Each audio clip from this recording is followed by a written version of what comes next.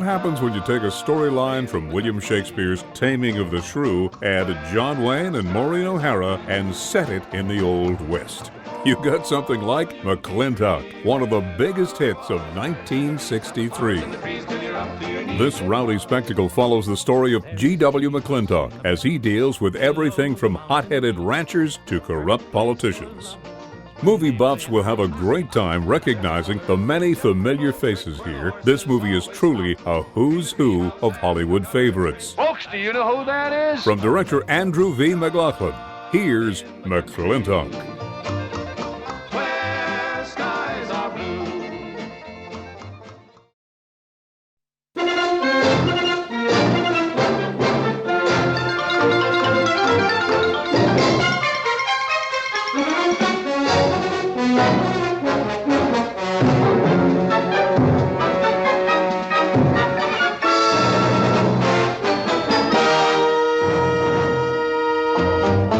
Love in the country, where skies are blue.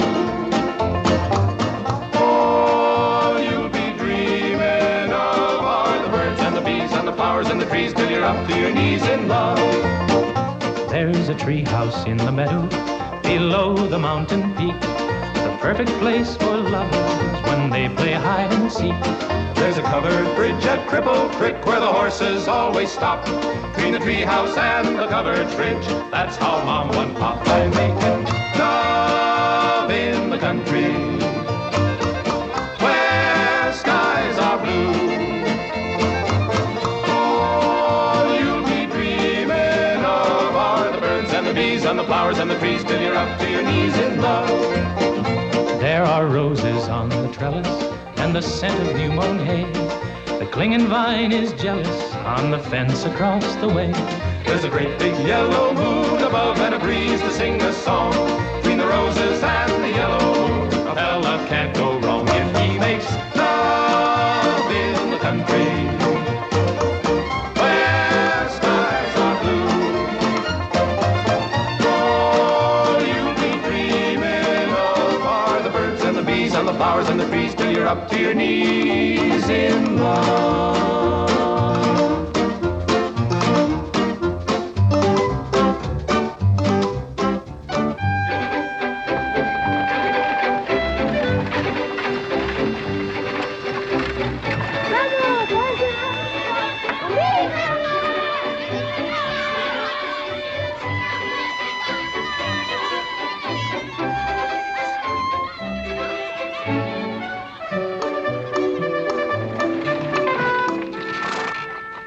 Lord to goodness, not again.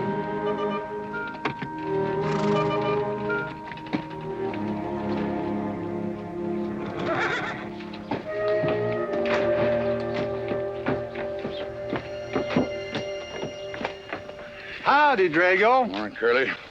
Makes 7 times this month he come home swoggles. 6. 7? 6. Once was his birthday. That don't count. Give me my buggy whip. Didn't have anything for breakfast but 2 raw eggs and a mug of honey. No. Curly, Yes, boss. don't say it's a fine morning or I'll shoot you. Get out of here, Bunyan. Good morning. Morning. Carlos, what are you doing up there? I hope I get it this time, Mr. McLintock. My brothers, they got the big hats already.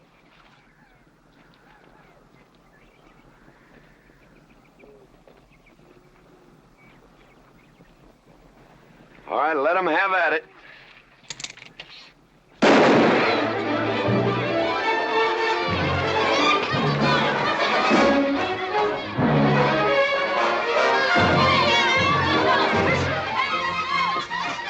Get over it. Did you let me drive? You promised me you would sometime. No, yeah. Boss, you better watch that turn onto the road. You're gonna kill both of us one of these days. Thank you, Mr. Boss.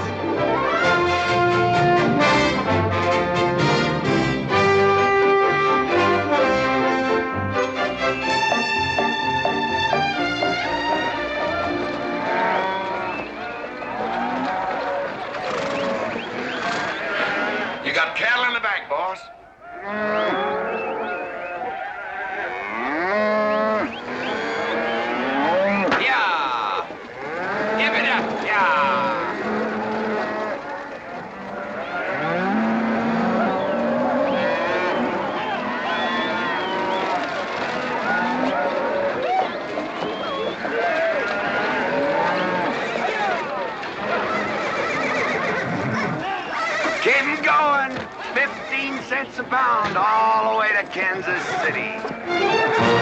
Yeah, yeah.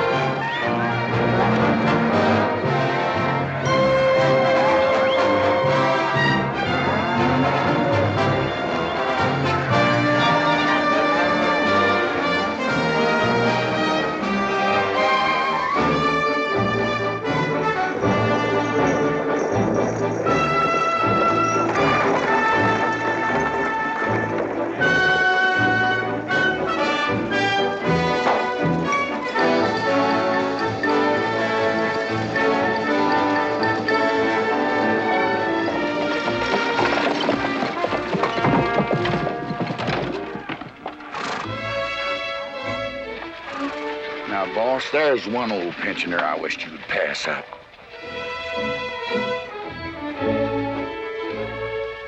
Bunny? Yeah. I knew where I'd seen his face before. He's an old timer. He's just been around town a couple of years. Oh, you have no milk of human kindness. Morning, Mr. McLintock. Morning, Bunny. Well, I can see you're in good health. Never felt better. Contrary to what you may hear. Me, my kidneys ain't what they used to be, and my liver's been leaving me bilious. Drago?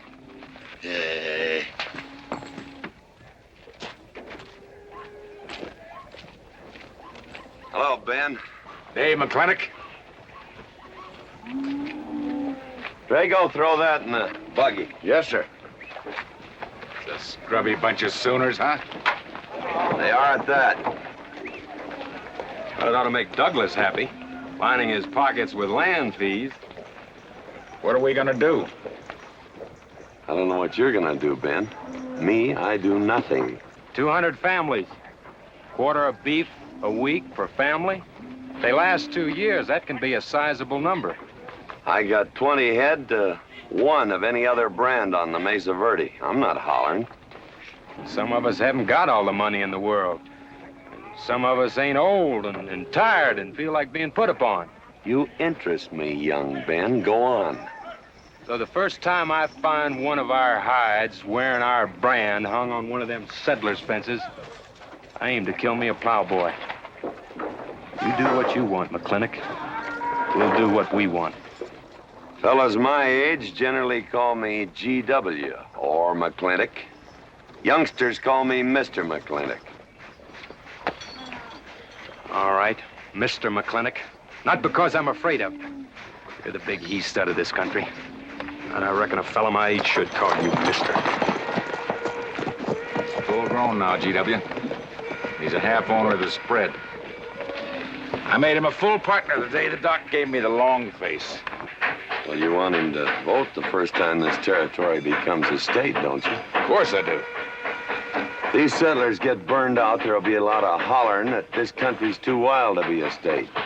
We'll go on being a territory some more, with a lot of political appointees running it according to what they learned in some college where they think that cows are something you milk, Indians are something in front of a cigar store. I'm looking to you to hold young Ben down. I'll do what I can. Come on over to the house once in a while. We'll rack up a few hands of stud. G.W., that'll be just fine.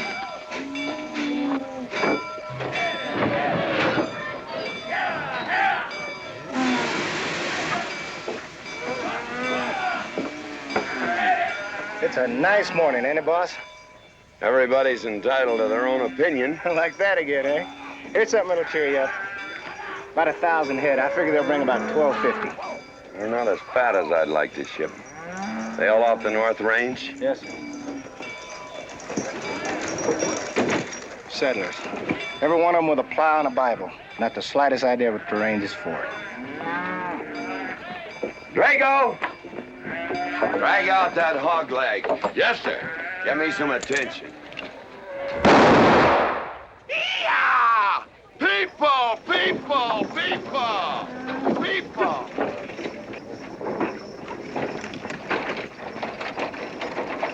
Come on, all of you, gather around. People, come on, gather around. I'm McLintock. You people plan to homestead and farm the Mesa Verde. Yes, sir. The government give us each 160 acres. The government never gave anybody anything. Some years back, a lot like you came in. You had a pretty good first year, good summer, easy winter. But the next year, the last rain was in February. And by June, even the jackrabbits had sense enough to get off the mesa. Folks, do you know who that is? That's McLintock. George Washington McLintock. I told him that, Douglas. He controls the water rights on 200 square miles of range. You know that lumber you got? It came from his land. Cut by his loggers and milled in his mills. Douglas, I come close to killing you a couple of times when we were younger. Saddens me I didn't. Can you imagine a man who owns all that? Oh, and mines too, I forgot to mention them. All that. And he's begrudging poor people a measly 160 acres. That right, Mr. McLintock? You begrudge us a little free land? There's no such thing as free land. If you make these homesteads go, you'll have earned every acre of it. But you just can't make them go on the Mesa Verde. God made that country for buffalo. Serves pretty well for cattle. But it hates the plow. And even the government should know that you can't farm 6,000 feet above sea level. Any trouble, Mr. McLintock? No trouble, Jeff.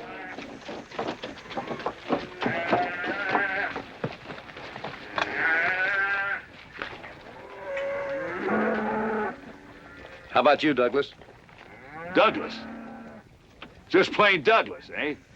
And you call him Mr. McLintock. Why? Well, Douglas, I guess it's because he earned it.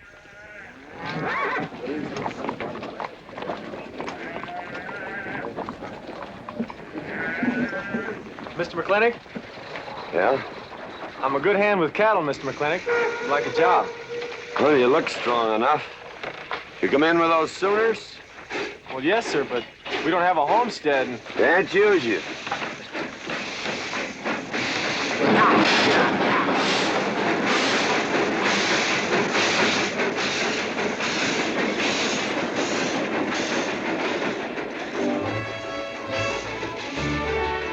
Tough life, ain't it, Sonny? Hell, ain't much future in being a farmer around these parts.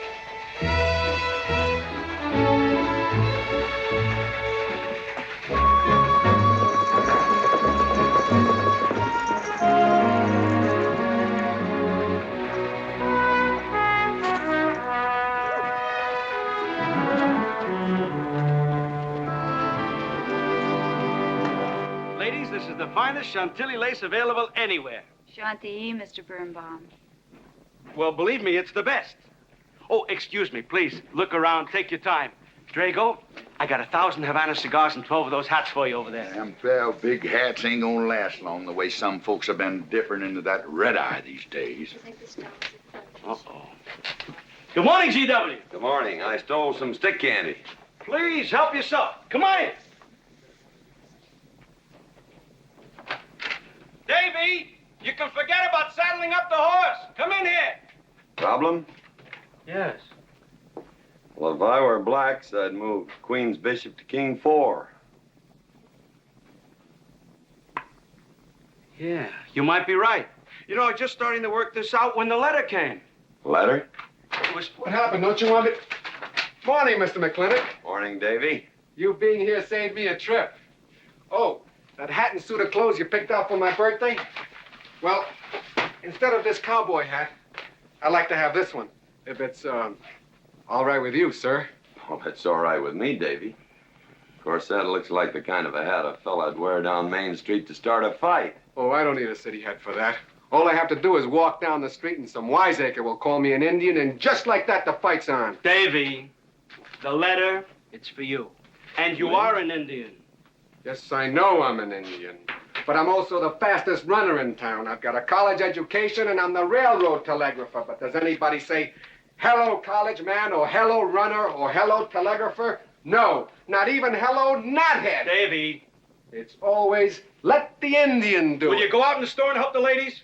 All right. I'm also a bookkeeper, part-time clerk.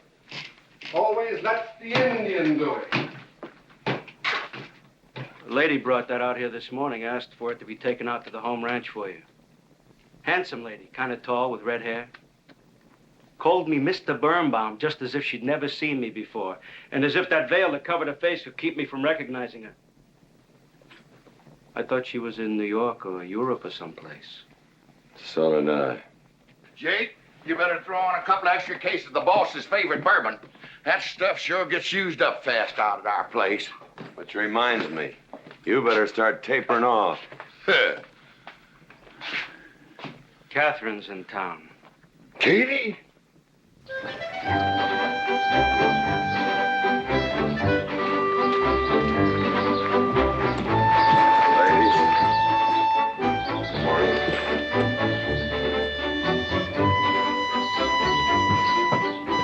Morning, Miss McLintock. Morning, Mr. McLaglen.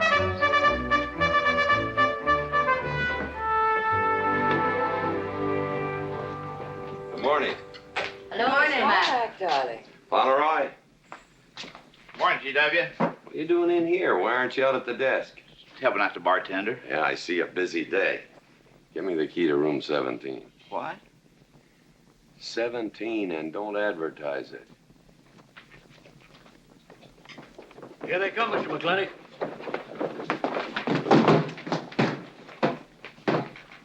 Set 'em up. Beer, whiskey. Day off? Off day. Wonder what he's so preoccupied about. Haven't you heard? No, what?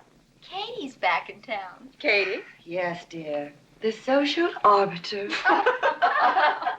Well, hi, Sonny. Good morning. Oh, He sure is a quiet one. Mr. McLintock, I don't want to bother you. I'm sorry, boy. I told you, no job.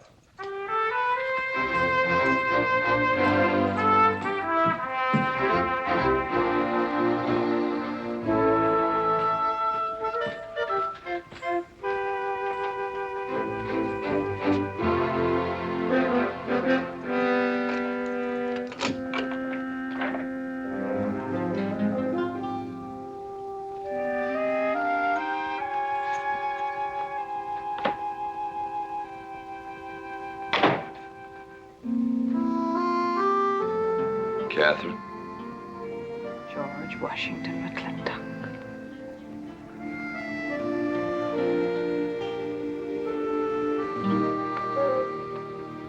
I thought you'd want this.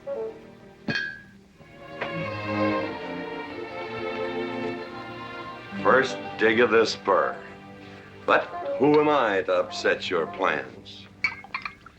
But you feel kind of silly. I never feel silly. It's because you have no sense of humor. Why couldn't we sit down in the hotel dining room and talk about whatever it is you want to talk about? Or why couldn't you just come over to the house? And have everybody know that we're meeting. Everybody knows, and what's the difference? We're married. That is something I should like to change.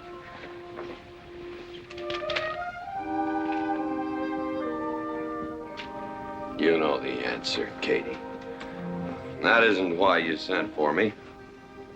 Let's get to the rat killing. Oh, that's just the kind of remark that's always endeared you to me. Let us open the discussion. Very well. Our daughter is coming home in a few days. Rather, she's coming here. It was just a slip of the tongue that made me refer to this ugly hamlet as home. Our daughter. Is it so hard to say her name? It's Becky. Rebecca! I hate that name. Anyway, she's coming home. And I hope to persuade you to let her live with me. Part of the time in the capital, part of the time in New York, and, of course, Newport during the season. You're whistling in the wind, Katie. If she stays here, she'll become just as crude and as vulgar as all of this country. And if she goes your way, she'll be all show and no stay. Oh.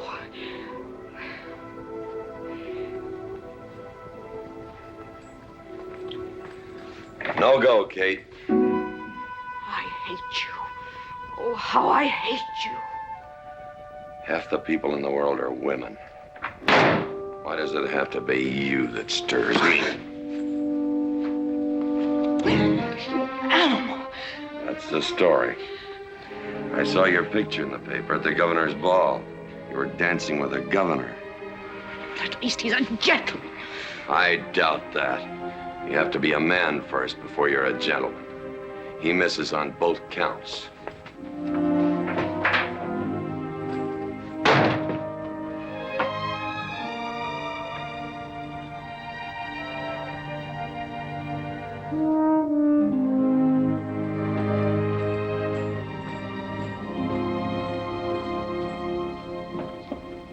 Hey, Sonny, you gonna ask him again? Nope. Hey, boy, you gotta pocket your pride. You gotta beg. You better listen to an expert, Sonny. I'm telling you, you got to grovel. Human nature gets him every time. Mister, leave me alone. Everybody does it one way or another.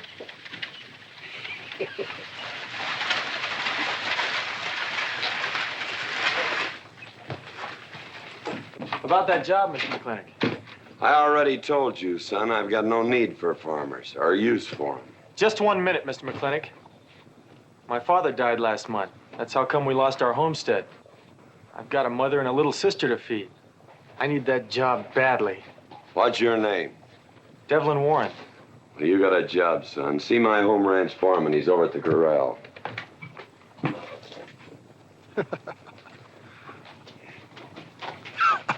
Step down off of that carriage, mister.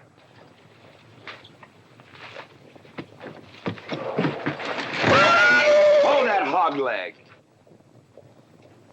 I've been punched many a time in my life, but never for hiring anybody. I don't know what to say. Never begged before. Turn my stomach. I suppose I should have been grateful you gave me the job. Gave? Boy, you got it all wrong.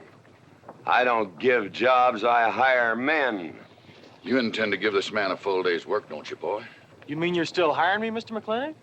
Well, yes, sir. I mean, I'll certainly deliver a fair day's work. For that, I'll pay you a fair day's wage. You won't give me anything, and I won't give you anything. We both hold up our heads. Where do you live? The settlers' encampment, down by the mine. That's your plug? Yes, sir. Well, hop on him, and we'll go get your gear.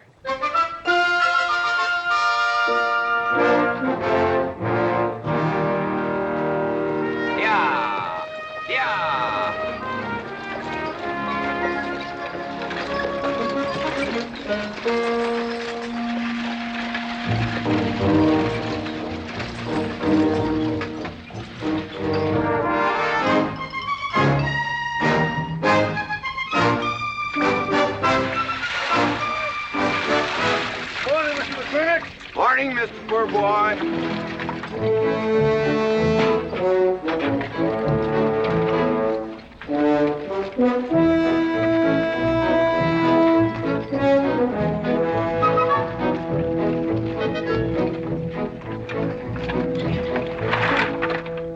I'm sure that all you fine people are interested in knowing just what portion of this new land will be your new home.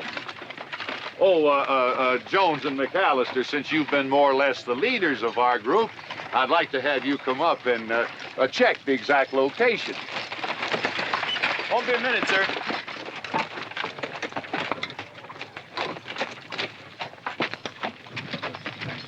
Go after that boy and give him $30. Tell him McLintock pays these riders a month in advance. From the looks of things, they could sure use it, too. Oh, Mom? It's Mr. Drago. More. Well, and what do we owe this visit from the cattle baron? I've got a touch of hangover, bureaucrat. Don't push me. Oh, McLaglen!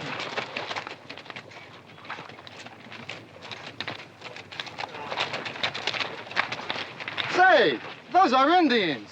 Are there Indians in this homestead land? Friendly Indians, my boy. Oh, McLaglen! Oh, running buffalo. Oh, Mac! McLaglen. Long time we don't get drunk together. And it's gonna be a lot longer time. Because it's against the law and you're with the sheriff. And if I got my hands full, they came into town to meet the train. The old Indian chiefs are coming home. I heard they'd been pardoned. They don't know when it's arriving, this week, next week, or next month. So in the meantime, I've got to do something with them. Could I cut out a couple of head of your steers to feed them? Otherwise, some of these settlers' milk cows are going to disappear. That's right, McLaglen. Cut out whatever you need. Sheriff, are you gonna camp these savages with all these settlers? You're asking for trouble. Mr. Douglas, I already have plenty of trouble. Please stay off my back. Running Buffalo, bring your people over to the clay slide. Go. Hello, Mr. McLaglen. Tiny Mouse, it's nice to see you. You wouldn't believe it now, but 20 years ago, she was a mighty handsome maid. 20 years ago, you thought so too, Mr. Douglas.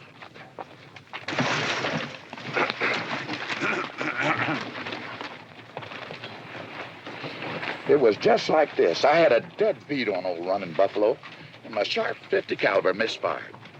That was back in that trouble in the 40s. Remember? I remember. Hey, you want to tell you something come directly from heaven? No.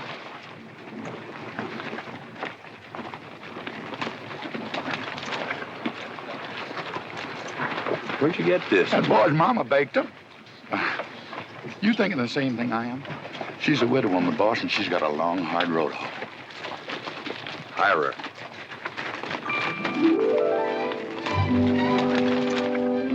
I always said you had a heap of sense. Mr. McLintock, this is my mother. Your mother? And my sister. Pleased to meet you, Mr. McLintock. Ma'am, this here's my boss, and he has few choice words to say about your biscuits. Yes, Mr. McLintock? Huh? They're great.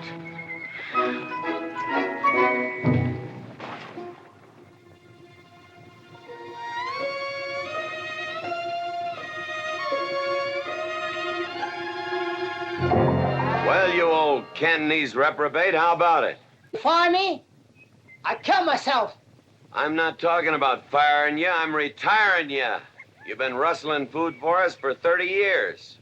We're gonna put you out to pasture. All you'll have to do is give advice. Be one of the family. I kill myself. I may save you the trouble. But, Ching, you kill yourself, I'll cut off your pigtail, and you ain't never gonna get to heaven. I'll be one of our family. I give you my solemn word. Pretty clumsy family. Drink too much, get in fights, yell all the time. Cut off his pigtail. All right, I'll be one of our family. Giúp lấy đó. Phải là giúp lấy đó. Giúp lấy đó, hai. Cảm ơn.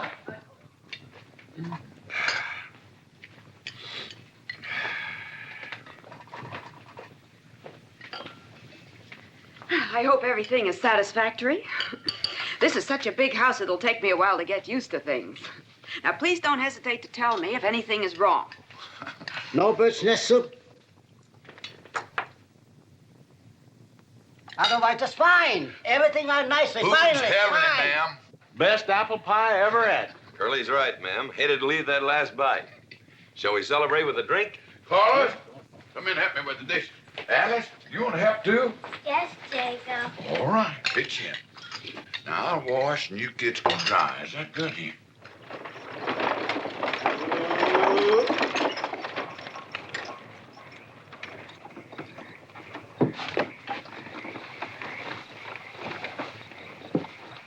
Don't seem possible one woman could use all them clothes. You keep a civil tongue in your unprepossessing face. Yes, ma'am. And unload my baggage, please. Yes, ma'am. By the way, what does that word unprepossessing mean?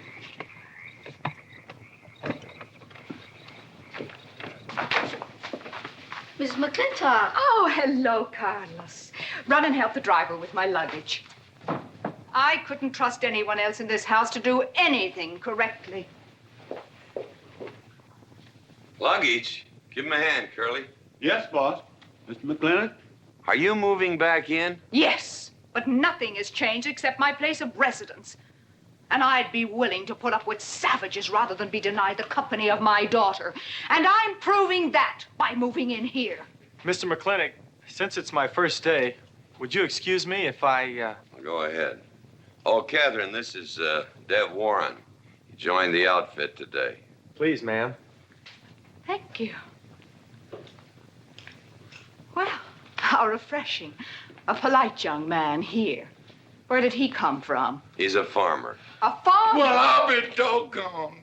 Kate, welcome home. What on earth are you doing in that idiotic-looking outfit? And don't you dare call me Kate. That's my butling suit. I'm butling for the boss. And I'm sorry, Catherine, that Kate kind of slipped out from the times I remembered you as being nice people. Oh. Are you going to stand there with that stupid look on your face while the hired help insults your wife? He's just ignorant. He doesn't know any better than to tell the truth.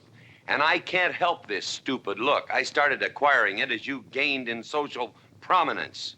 Mrs. McLintock, where do you want I should... What? Put him in the master bedroom. Yes. But move Mr. McLintock's things into another room. Oh, the one back of the stairs would be best so that he can't wake up the entire household when he comes home every night. Just before daybreak. Yes, ma'am. Oh, excuse me. Here's your cigars, Mr. McLintock. I am Mrs. McLintock. Kate, Catherine, this is the cook. This is the lady does the cooking for us. Mrs. Warren, Mrs. McLintock. How do you do? Very pleased to meet you, Mrs. McLintock. Very pleased. Likewise. You see, I just came to work here today, and I guess I jumped to the conclusion that this was a bachelor's household. It is, and then again it isn't. I will explain so everything will be quite clear, Mrs. Wallace. Mrs. Warren. Mrs. Warren. It has been a bachelor's household for quite some time. And it will be again just as soon as I am out of here, which will be as quickly as I can make arrangements to take my daughter back east with me. You see, she's coming home from school in a few days, and then we'll be off together, and you can return to conducting yourself as you consider proper in a bachelor's household. Katie! Shut up! Until then, I am mistress in this house, and I will give the orders. I want my breakfast served in bed. Let her. Ain't you gonna say nothing, boss? Breakfast in bed. No. One poached egg, tea, toast. Oh, GW. As soon as my things are put away, I want to talk to you about Rebecca. Yes, Mrs. McLintock. Indeed, Mrs. McLintock. Of course, Mrs. McLintock. The toast, lightly browned and unbuttered. Of course, ma'am. Wait a minute now, boss. Where do you think you're going? I just remembered I got a date. But she said she wanted to have a talk with you. I heard.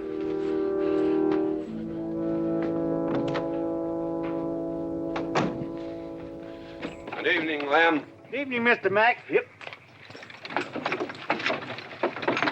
Say, Mr. Mack, what does unprepossessing mean? I was called that once, Lem. Looked it up in the dictionary. It's best you don't know what it means. Uh-huh. Thank you. You're up.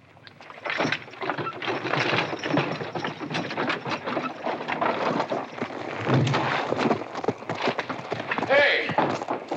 What am I gonna tell her when she asks where you went? When in doubt, tell the truth. She wouldn't expect that from you anyway.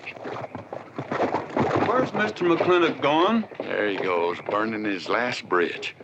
You see a yellow streak about a foot wide running up down his backbone. Well, Mr. McLintock? He ain't afraid of nothing. I once thought that.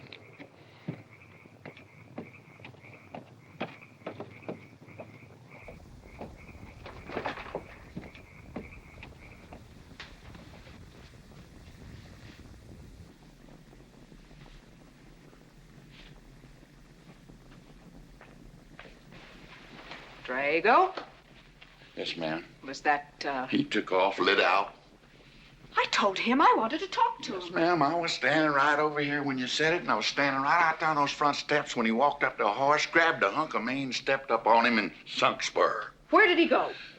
Last time I saw him, he's going east. But you know him, he's liable to go north, south, or west. Get me a carriage. Yes, ma'am, but But what? maybe you shouldn't follow him into maybe where he's going into. What does that mean? I don't know, but I wish I hadn't have said it. I'll just get the carriage. Yes, ma'am. What happened? Get the Bruce. Baruch? Hitch it up. She wants to go to town. But Mr. McLintock never said anything to me about it. Look, young fella, I'm the ramrod around this place, and you better start giving me a yes, sir. You're gonna get the roof of this house pulled down on your head. Yes, sir.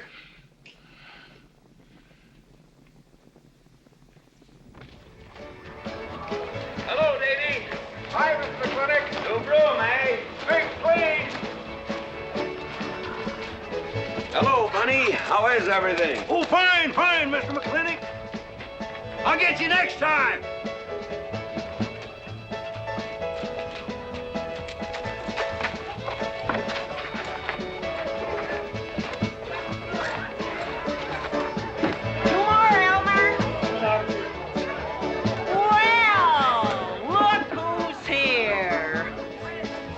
What'll it be, Mac? Same as usual? Ladies. Evening, GW. Jake? Wrong move. What? Chest problem. Queen's in danger.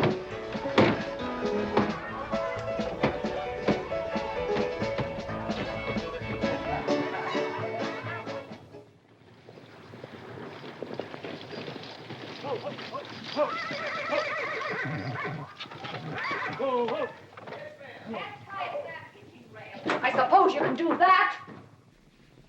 Camille, you're on your own. Mr. McLintock?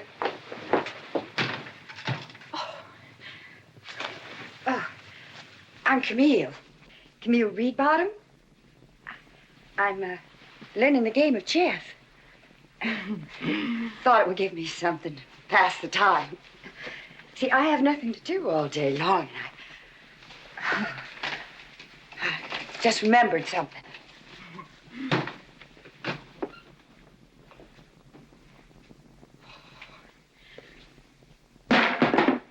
Catherine, I didn't hear you come in. Mr. McLintock, I told you that I wanted to talk to you. Not now. Could I get you a glass of sherry, Catherine? Oh, thank you, Mr. Birnbaum. I could use one. I came into town behind a runaway team. Drago never could handle horses. It was that young man whose mother pretends to be your cook. Catherine, your wine. Oh, thank you, Mr. Birnbaum.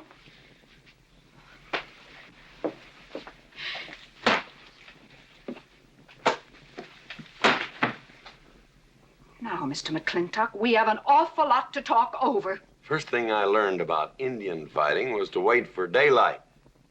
What has our conversation got to do with Indian fighting? Indian fighting is good experience for our kind of conversations. Oh. It'll wait, Catherine. Evening, Sheriff. Mr. McLintock, we had quite a ride out here. Oh, I finally got that team settled down. It's your move. No, it's your move. I just canceled. Oh. Now, look here. You're not going to sit here all night long and play chess when the matter of our daughter remains unsettled. I am going to remain here and play chess, and the matter of our daughter is settled. She stays. Oh, such stubbornness. Catherine, your hair. Oh, it is a mess after that awful ride. No. It's just that I haven't seen you for a long time. And it seems to me the last time I saw you, your hair was a little darker, no?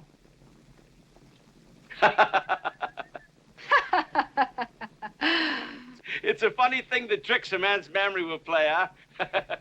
Mr. Birnbaum, I think that you've completely lost your mind. You have done something to your hair. I have not. If I had, it'd be none of your business. I'm certainly not going to put myself in the place of those blondine trollops that you seem to prefer. Take it. Huh? Oh. Fill it. Oh.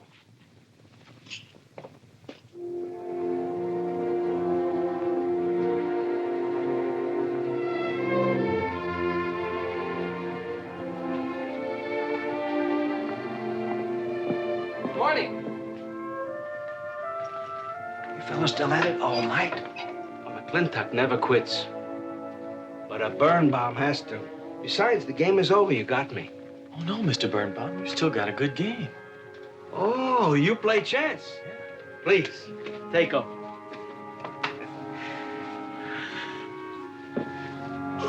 Pretty good. Fair? Well, looks like I won't have to come into town always to get a game. Remember, I'm a bad loser. It's your move. Yes, sir.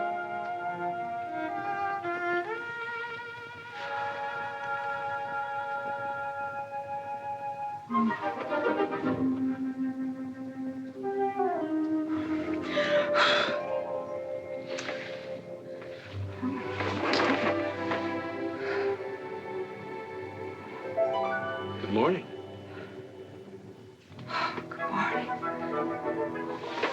Oh, it's morning already. Mm-hmm. Cup of coffee? Oh, yes, thanks, Jake.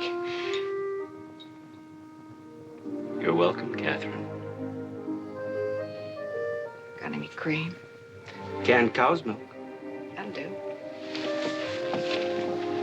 Good old condensed milk. That reminds me. I was cleaning out my desk the other day.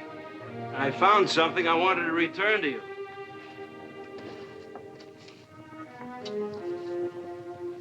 Here it is.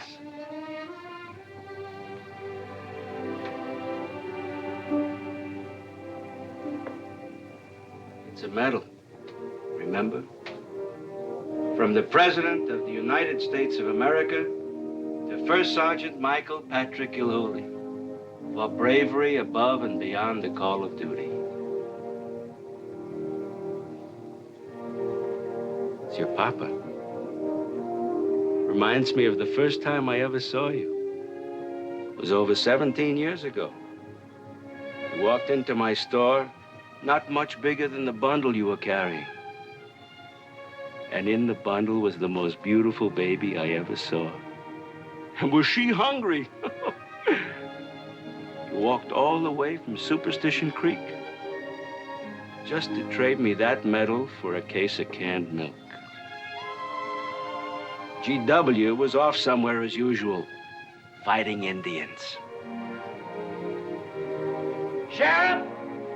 Sheriff Lord! Well, have you seen the sheriff? Kind of early for him. To try his house?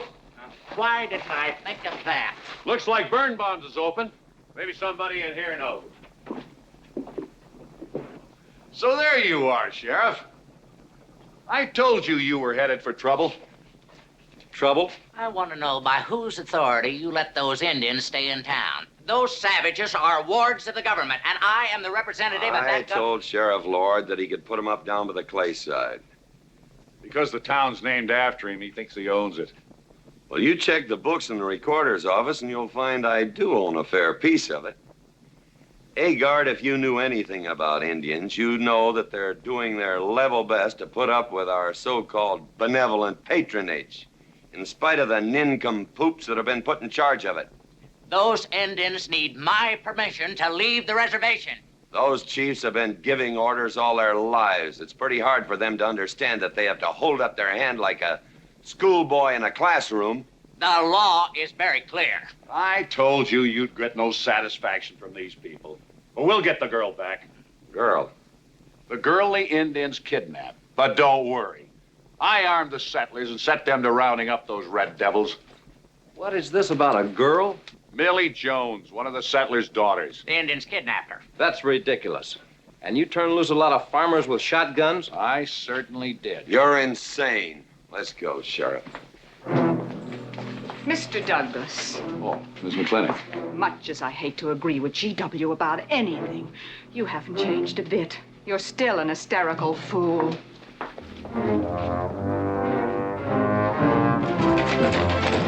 Come into town, I got worried. What about? Thought maybe Katie shot you. Not yet, Drago, but it took restraint. Wait a minute. You better take Agard along. Not that he'll be much help. Drago, put him on the horse. a minute. Well, I'll drive. Yes, ma'am.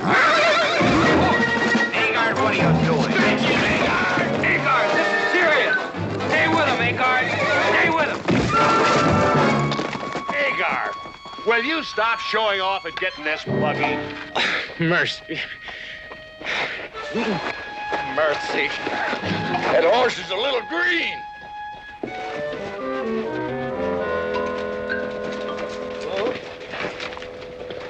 Let's go. Yeah.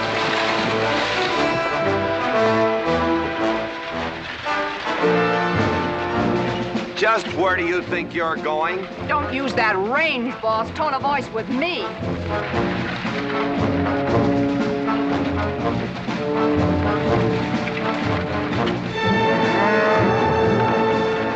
Carter! We're headed for Mr. Poor Boy's mine. Mount up some riders. Right, boss. You heard the man.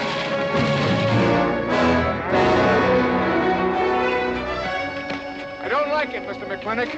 I don't like it one bit. What don't you like? They're planning to hang an Indian.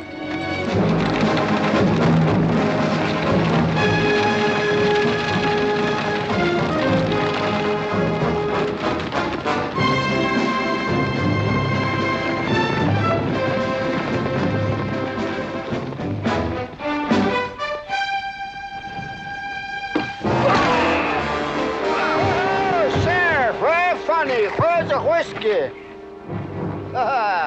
Hold that. Not so fast, Mr. Boss of the whole country. Unless you want to wear a big hole in your middle. How long is GW going to let that cheechawker push him around? That cheechawker has a sawed-off shotgun. How do you know she didn't wander off someplace or meet some fella or something? What are you saying? That I didn't raise my girl right? That she'd wander off all night with some man? There's a lot of things I'm not saying to you, mister. Well, you got a sawed-off shotgun in my middle. But how do you know this Indian had anything to do with it? She's gone, ain't she? She's gone. Pa! Pa! I'm over here! Pa! Been looking for me, Pa? Where you been, gal? Young Ben took me for a sunrise ride, and the horse wandered away. You come down over there. But, Pa! She's telling the truth, Mr. McLintock. We wasn't doing nothing. Well, that's not important right now. The important thing is that you don't draw that hog leg, or this'll be worse than Dodge City on Saturday night. You get on, back to the wagon. I'll tend to you later. Now for this young whippersnapper. Now, no harm has been done. And young Ben here is one of the nicest boys in the territory, so just put down that shotgun and I'll let's teach forget him to fool with Mike. Now, we'll all calm down. Boss, he's just a little excited. I know. I'm going to use good judgment. I haven't lost my temper in 40 years. But, Pilgrim, you caused a lot of trouble this morning. Might have got somebody killed. And somebody ought to belt you in the mouth. But I won't. I won't. The hell I will.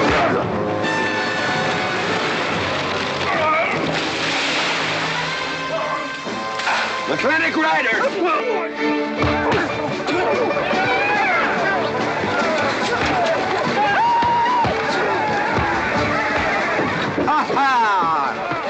Oh, McLaglen! Hey, Buster! Remember me?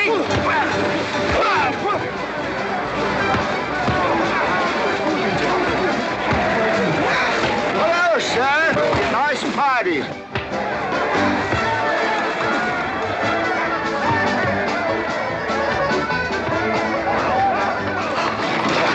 Do you think you ought to? I ought to what?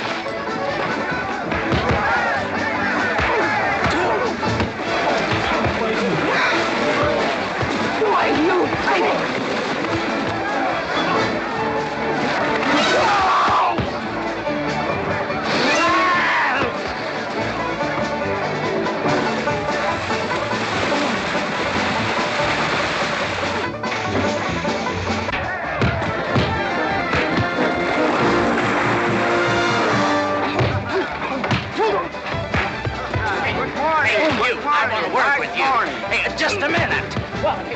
My glasses!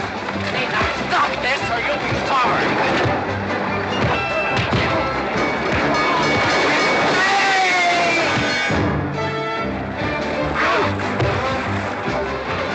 Stay out of this, Jake. It's everybody's war.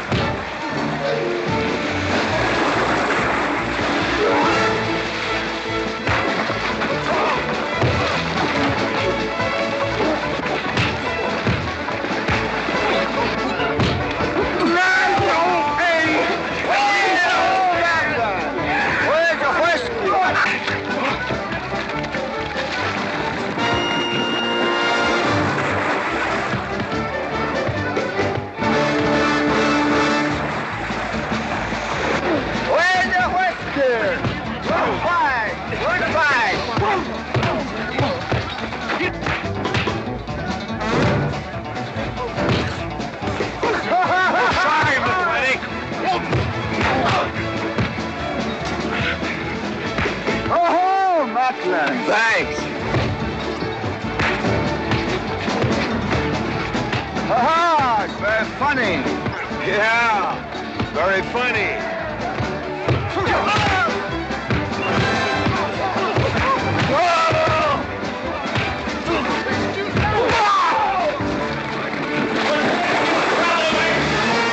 Guys, Mr. Douglas, I'm sorry.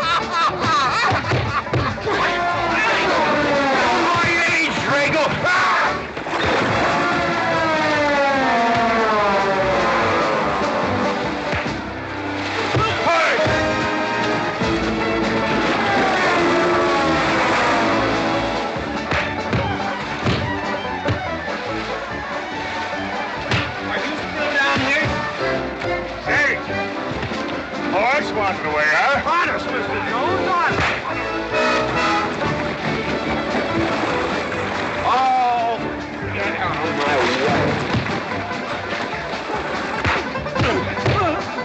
Nice left. Thanks.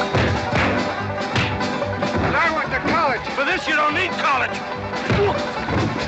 You're not getting me down there.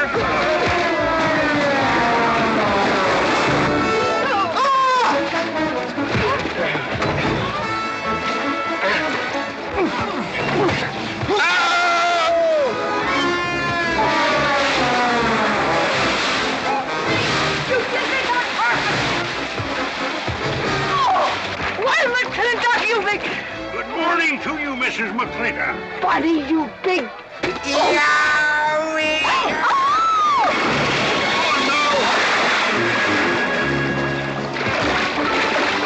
G.W. McLintock, you big bacon clumsy! Well, it's pretty hard to control yourself.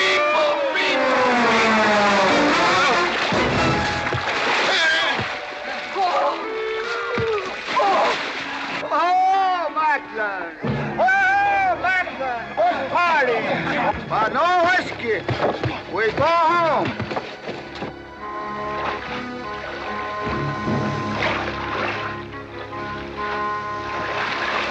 You and your friends!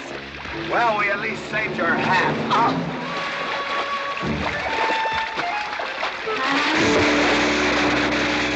Where is everybody? Oh, for heaven's sakes.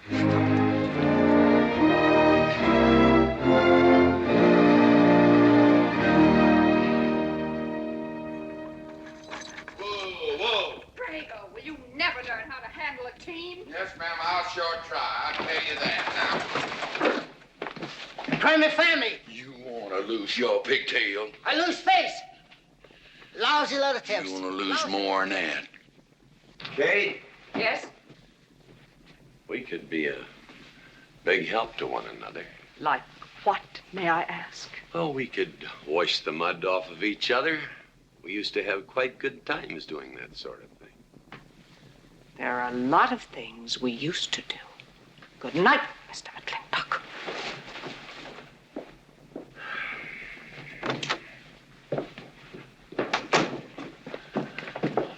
Any luck?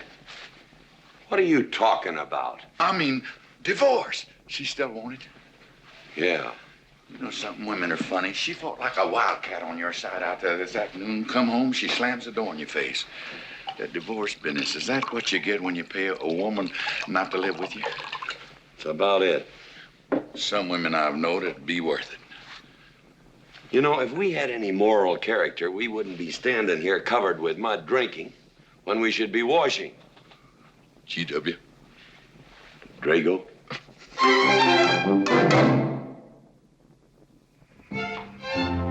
Miss Warren, these biscuits. Oh, thank you, Drago.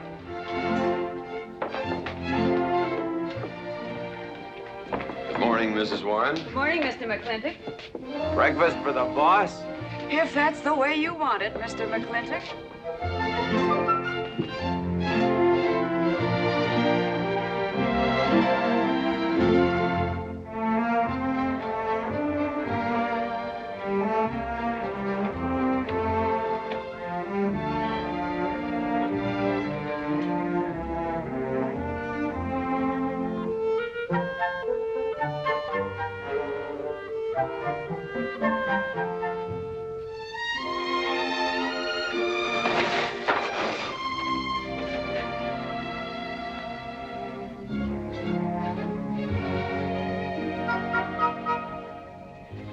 One poached egg, tea, toast, lightly browned, and Why, Mrs. McLintock, you have a black eye. I do. Ooh.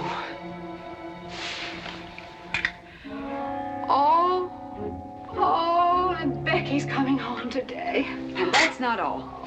There's a little something we'd better get settled. There are no men listening now, so we can be ourselves. Oh, sure, I let you get away with all that guff the other night. But now that we're alone... When I want the opinion of the hired help, I'll ask for it. You know, you could wind up with 2 black eyes. What? Oh, I realize you had to put on that big act. We always have to just before we get ready to forgive them. Generally for something they haven't done. But you and I both know that's just to keep them from getting the idea they run things. McLintock give you that black eye? No. Nobody gave it to me. I won it.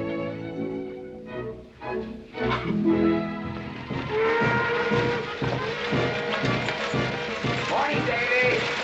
Morning, Mrs. Beach. Mr. Beach.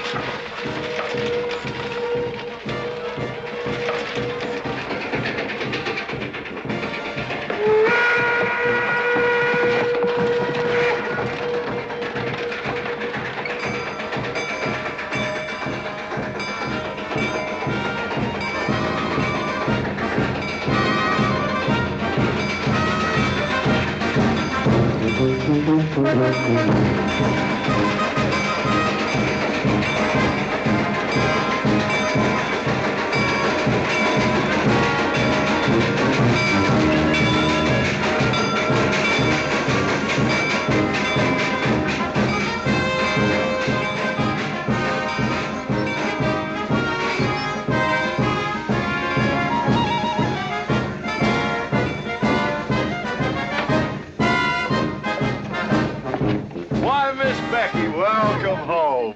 Hi, Dad. My boy! Good to see you again. Daddy! Well, Daddy! Oh. It's been 2 long years. I guess I'm gonna have to stop calling you Tomboy. Oh, Becky. Mama! Oh, darling. I wasn't sure you'd be here. Oh, I've been here a few days. And, oh, Becky, I bought you 3 of the most beautiful dresses. Oh, Mama. Uncle Drago! Oh! Did you bring your old uncle a coming home present? Sure did. What is it? A mustache cup. Oh, And what did you get me? prettiest Palomino pony that ever packed a saddle. Broke the stand, drowned, tie in the counter. Oh! Uncle Jake! Oh! What are you doing with Mr. Douglas's tuba? Oh, Mr. Douglas had a little accident. I brought you a whole shipment of licorice sticks. But now that I've seen how much you've grown, I think we better exchange them for a couple of bolts of dress goods, huh? Thank you. Oh, the mayor was going to be here, but he had to go to the territorial capital on a horse theft matter. But I'm going to give his speech. Oh, and Don't worry about the mayor. I'm sure that he can find a bill of sale for the horse.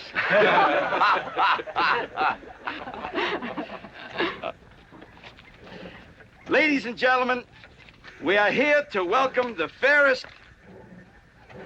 What am I doing?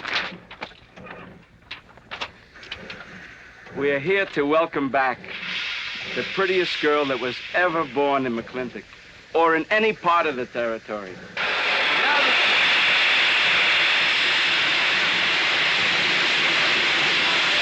Hey, Davy! Yeah? Got something for you. Yardmaster up at the junction told me to let him ride, so I locked him in here. I've had my scalp a long time, and I aim to keep it.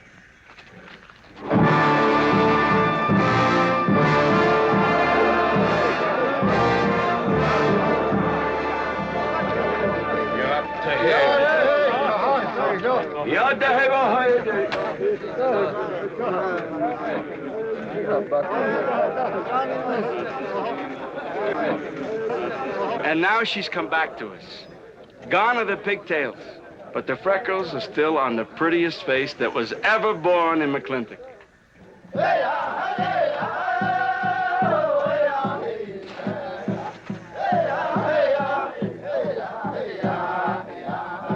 Hey, that's Puma.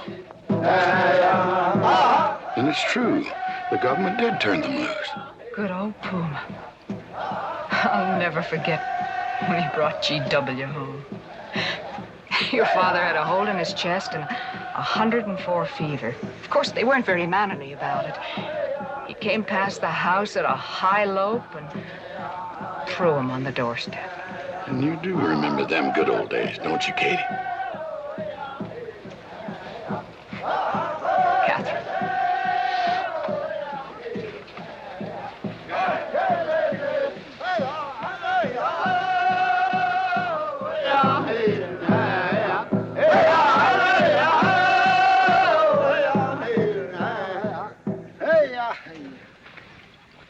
Yatta-hey, my friends. Yatta-hey.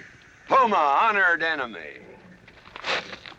Does Big McLintock forget? Also blood brother. No, I'll never forget that. All wound. Does it hurt still? I feel it when it comes on to rain. An inch higher and I wouldn't have had to worry. Our Big McLintock, that was remembered fight. We return with news our people have more trouble. You see, I learned good English now, Big McLintock. Learned in white man's jail. But we would have you talk our cause at government hearing. I understand that Governor Humphreys is going to preside at that meeting. Yes, Puma, I'll translate your wishes. Mr. McLintock, could I impose upon you to use your Comanche to tell these Puma chiefs... is chief of the Comanches, and he speaks English very well. Oh, well, your people will have to follow my instructions to the letter. It is the law of the land... Well, now, just a minute. Well, for heaven's sakes.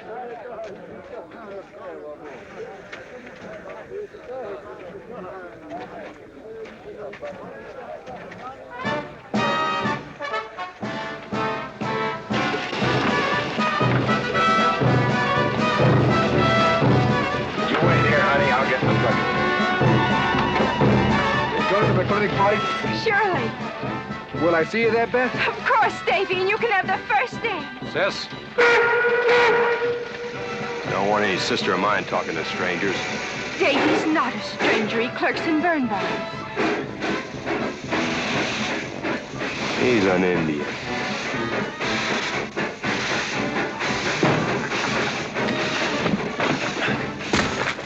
Darn you, Drago!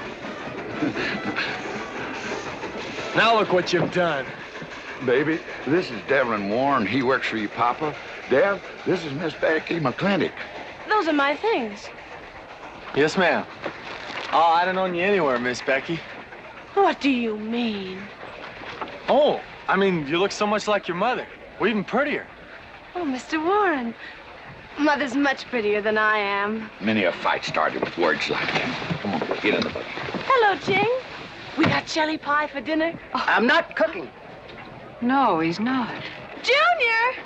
Yes, Miss Becky. You remember Junior Douglas, Mama? Oh, of course. How's college? Valedictorian, 95. Oh, congratulations. Oh, Mr. and Mrs. Douglas, we will see you at the party, of course. Oh, delighted. Well, it'll be pretty hard to keep young men away. Yes, sir. Drago? Yes, boss. Baggage all loaded. G.W. You remember young Junior? Oh, yes. Like father, like son. Mr. McLintock, I hope you don't think I'm being presumptuous in asking for the honor of calling on Miss Rebecca. Well, there she is. Ask her yourself. Well, thank you, sir. Gene, now I'm going to get fired. Get up out of here. Thank you, sir. Thank you. How do you know me, Mama? See you at the party, Junior! Yeah. Yeah, what? Like father, like son. What did he mean, Matthew? Come on, Ching. Grab a root and growl. 我係佢工人，唔認真做工。我係嗰啲人，我想要喺乜嘢生活做啊？我呀，唔使做啊！ Well, you're doing a good job, Miss McLintock. Thank you, Miss Flora. Deb, when you're finished there, go over and help Drago with the beer cakes. Yes, Mom. Deb, could you come and help me a minute?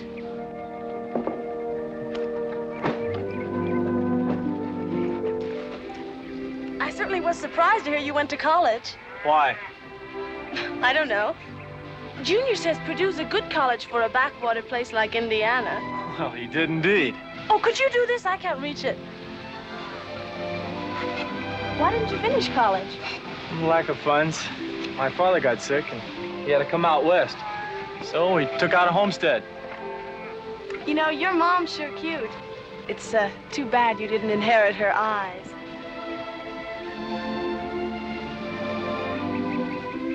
Well, you'd been lucky if you'd inherited a few things from your father. Oh, really? For instance? There's common sense, for instance. Common sense? Yeah. You don't see him being fooled by some dude like Junior Douglas. Junior's not a dude. He's nifty. This needs a woman's touch. And besides, he got a letter at college. What sport? Glee club. Very strenuous. Don't you dare hug me! Oh! I have no intention of hugging you.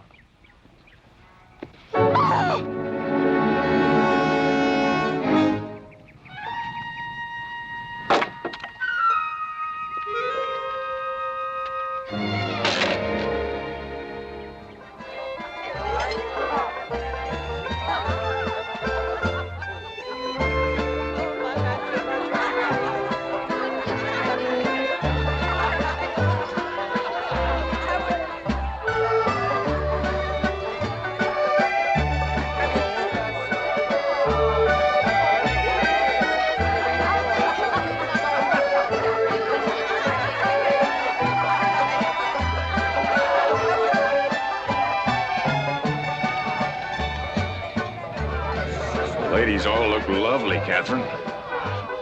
You know, this is a real fine party. Oh, thank you, Ben. Of course, we had to invite everybody. Just everybody. Sorry, G.W., but this one's mine. Well, thank you, Mrs. Warren. I guess I'll have to be a good host in my own home. Well, the next one's yours, Mr. McLintock. Thank you.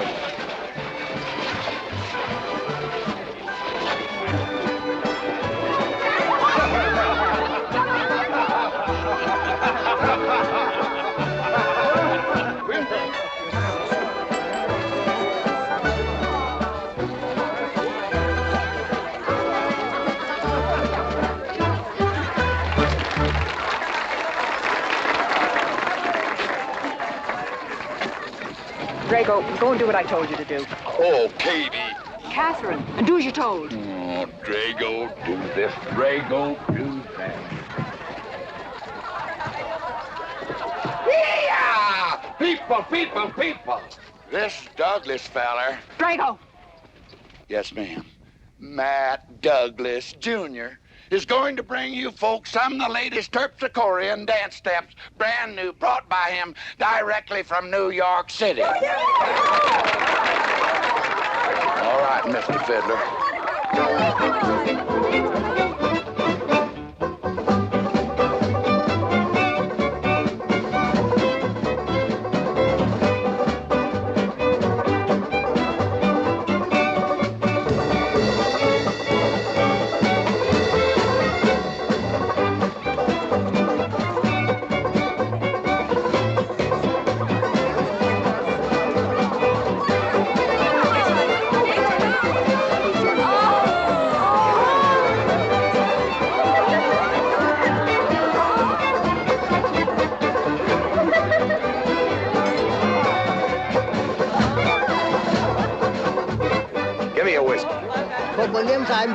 What? Just turn a 10-gallon party, boss. We'll run out of whiskey. Well, I can take care of that, Jake.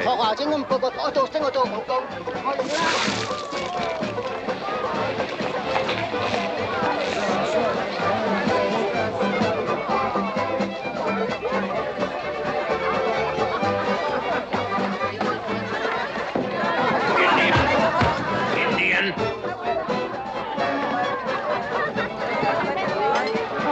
And you still got any ideas about asking my sister to dance? Get up and we can do this all over again. Yes!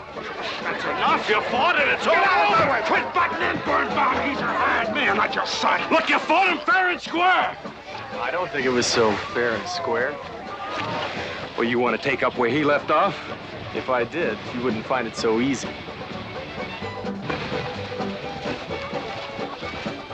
Look, now we've had enough of this. Well, when are you gonna quit walking away? Just as soon as we're out of sight of the party. A little lesson I learned back home, don't fight in front of women. Well, we're out of sight now.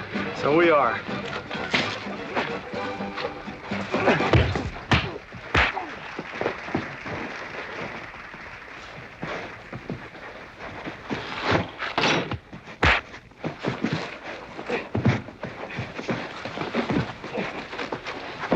Such vulgarity. Someone should do something about it. You're right. Absolutely right.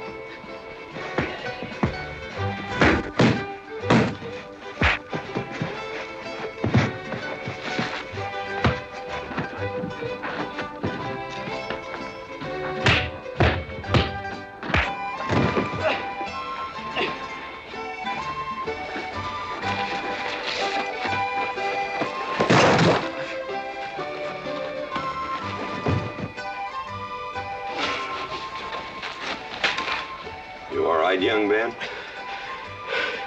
I'm all right, Mr. McLintock. Pretty fancy fighting for a country boy. 2 years at Purdue, Mr. McLintock, on the boxing team. I never thought any farmer could whip me. But you sure did. Better get him cleaned up. Get him some water, Jake. Yep.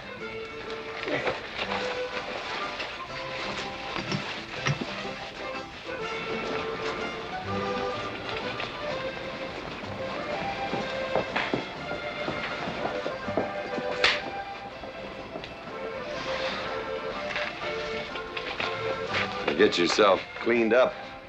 Go ask that girl for a dance. Who? Oh! Did I miss one? Oh. Where is he? I'll find him, that young whippersnapper. Trouble. Where is that farmer boy? Where is he? Where is he, G.W.? Oh, so you're the young farmer boy that whipped my nephew. Well, I'm Fauntleroy Sage, young Ben's uncle. Well, I'm no farmer, but if you're young Ben's uncle, yes, I whipped him. And you're intruding. What's intruding mean? Butting in. Oh, so he's insulting me. Well, then I got another reason for walloping him besides, on account of him thrashing my nephew, young Ben. Fauntleroy, you can't get mixed up in these youngsters' quarrel. Family honor. I can't have said a farmer whipped a sage. You're twice his size. Don't let that bother you, Mr. McLintock. Mr. Fauntleroy insists. I'll just have to teach him the same lesson.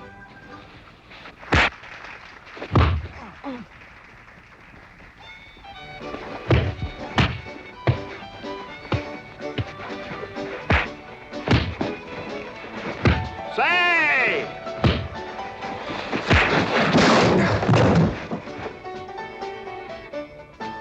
Sorry, young feller.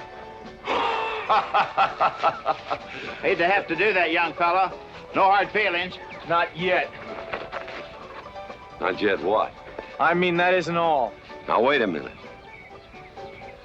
Fauntleroy, we're gonna make this a fair fight. Of course we are. Of course we are, G.W. There'll be none of this. I wouldn't do that, G.W. You wouldn't do... No, I wouldn't do that. And Dev, I don't want you kicking Fauntleroy in the knee. He didn't do no such thing. And none of this nose twisting. He's all yours.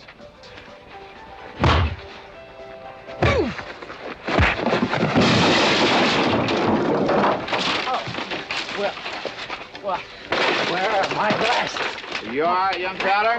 Ouch! I'm all right. This Indian agent will stop stepping all over me. I beg your pardon. G.W. You was just funning me. But I want you to know that boy fought me a fair fight. Well, I'm glad to hear that, Fauntleroy. Here's my uncle. Fauntleroy, what have you been doing? I hope my uncle didn't bother anybody. No bother. I think we'd better join the ladies before they get curious. Drago. Fauntleroy, let's line them all up for a do-si-do. Jake, you think tincture of arnica would help? Could be. Used to help you. Gentlemen, to the medicine cabinet.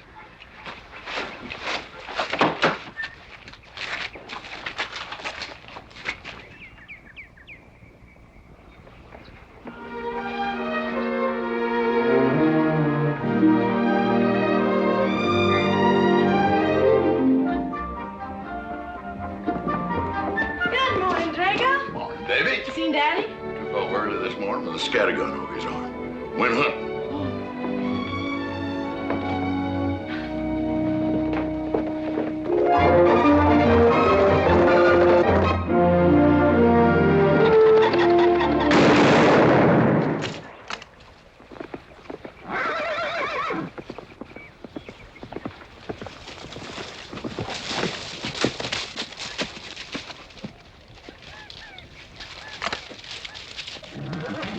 Morning, Daddy.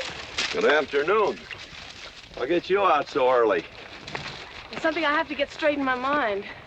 Yeah? What? Mama.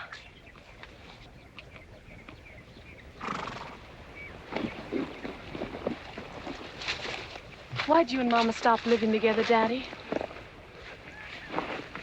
Why'd you separate? Aren't you going to answer me? No, It's sort of my business, I think. I don't. Is it another woman? Usually is. At your age, you always know what's usual. Is it Mrs. Warren? Becky, I don't want to start laying the law down your first day back home. But I'll have no more such talk. First time I ever saw Mrs. Warren was last week. She has a job here at which she's very good. And I hope you'll have the good manners to not pry into other people's business. Your mother's and mine. Pretty good shot, Daddy. Oh, I can understand your trouble. Mama's often so, well, so petulant. Petulant? You learned a lot of words back east, Becky. Wish to God they'd have taught you some meanings. You were only about 6 months old when your mother stayed alone with you in the sod hut under 8 foot of snow, while I moved the herd 300 miles south to try and save it. Saved about half of it. You were a little more than a year old at the time of the great Comanche raids. We stood off 500 Plains Indians for 9 days. Petulant, Becky? I think you better go on home. See that Ching gets those birds.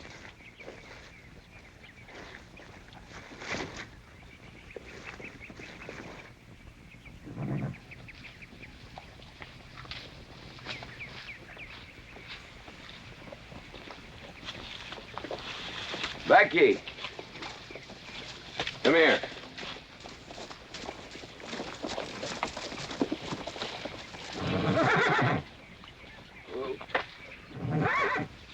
There's something I ought to tell you. Guess now's as good a time as any. You're gonna have every young buck west of the Missouri around here trying to marry you. Mostly because you're a handsome filly. But partly because I own everything in this country from here to there. They'll think you're gonna inherit it. Well, you're not. You're gonna leave most of it to, well, to the nation, really. For a park where no lumberman will cut down all the trees for houses with leaky roofs. Nobody will kill all the beaver for hats for dudes, nor murder the buffalo for robes. What I'm gonna give you is a 500-cow spread on the upper Green River. Now, that may not seem like much. It's more than we had, your mother and I. Some folks are gonna say I'm doing all this so I can sit up in the hereafter and look down on a park named after me.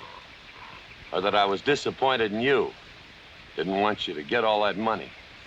But the real reason, Becky, is because I love you. And I want you and some young man to have what I had. Because all the gold in the United States Treasury and all the harp music in heaven can't equal what happens between a man and a woman with all that growing together. I can't explain it any better than that.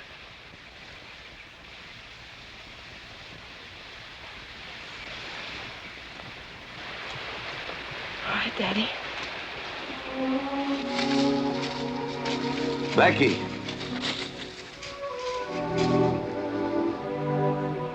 When you're as old as I am, you'll thank me for this. Daddy, I'm full grown. I wasn't worrying about me. I was thinking about you and Mama.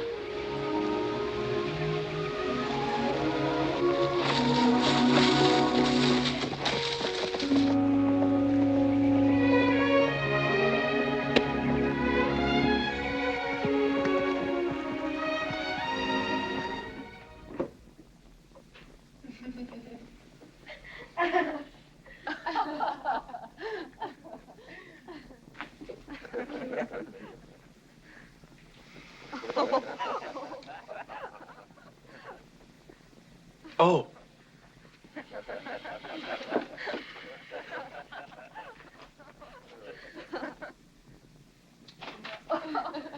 Well, sir, all three of them fell right out of the carriage. Well, it's getting rather late, Becky. It's bedtime. Oh, Mother.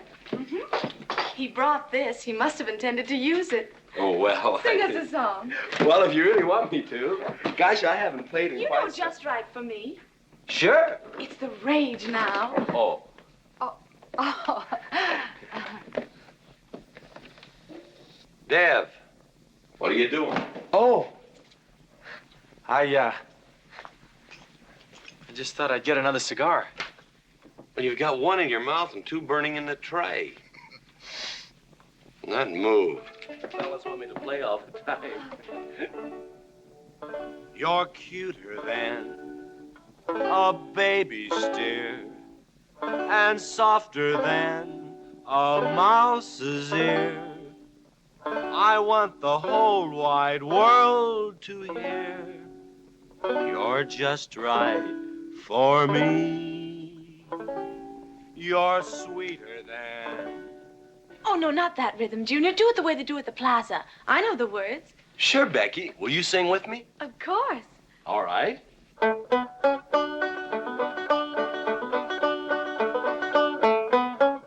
love a man who's witty and smart and clever. It's your move. Oh. Oh, Deb, you're playing like an amateur. Let's call it an evening. I'd like to know where your mind is tonight. You're sweeter than the early spring or bluebells when they start to Pretty good. You Voice like her father. feel like a king. You're just right for me. Sweeter than honey, finer than wine. I'm sure they found you on that honeysuckle vine. I would melt in your embrace. You diss disappear without a trace. To die like this is no disgrace. This is the time. This is the place for your just right for me.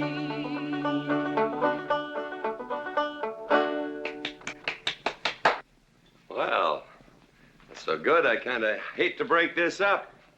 But if we're going to have that Indian hearing tomorrow morning... Sir, about our conversation earlier this evening, I believe I'd better apologize. Yeah? Yes, sir, I've been thinking it over, and when I called you reactionary, well, that's merely my generation's term for your generation. Nothing personal, sir. Oh, really?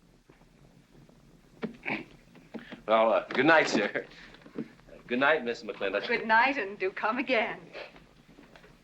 Good night, Drago. Night.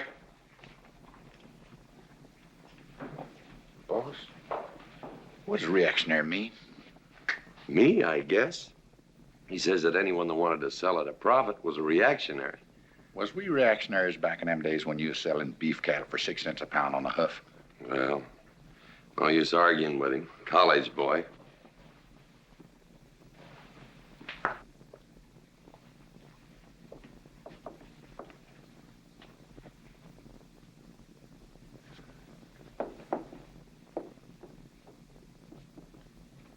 Devlin Warren, if you was my kind of man, you wouldn't let some dude walk off with the prettiest girl west of Denver without putting up some kind of fight. Does it show? Well, what can I do? I'm just one of her father's employees. I'm just a hired hand around here. Every so often, Dev, you spill the strangest ideas. Everybody works for somebody.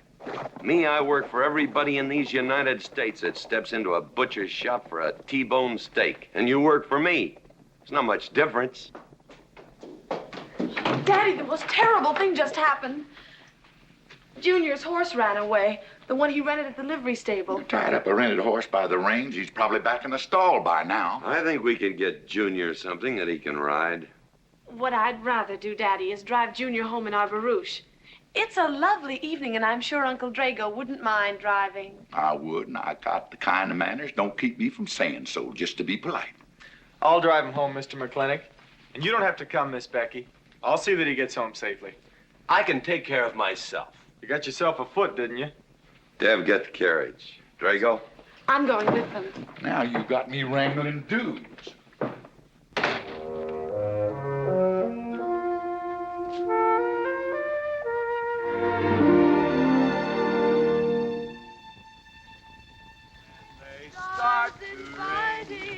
You make a man feel like a king. You're just right for me. Miss Becky, somebody better help me watch the road. You know, I'm new around here. Might take the wrong turnoff. Devlin Warren, you know there isn't a turnoff between here and town. You disappear without a trace. To die like this is no disgrace. This is time. This is the Devlin Warren, what are you trying to do? Kill us? Rather have your friend drive?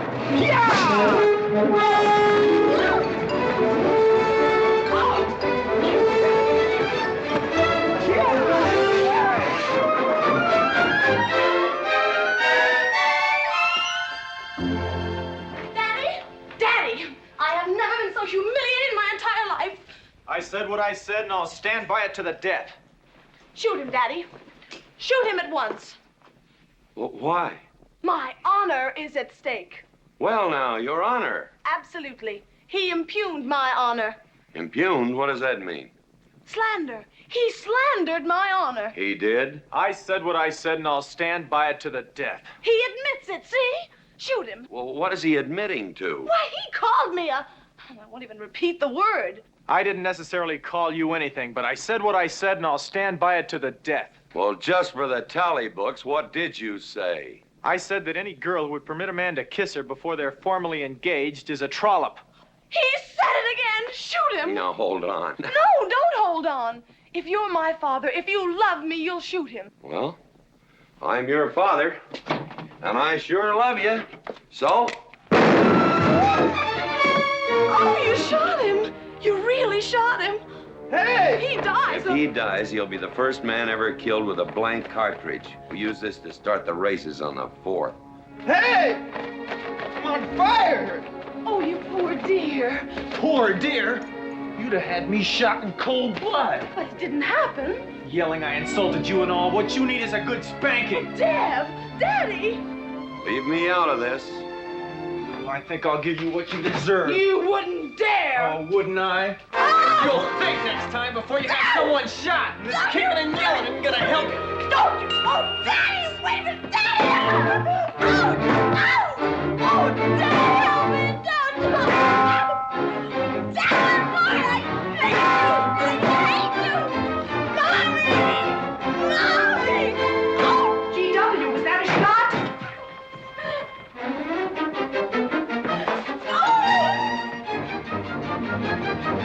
Oh, Vicky, what happened? He spanked me!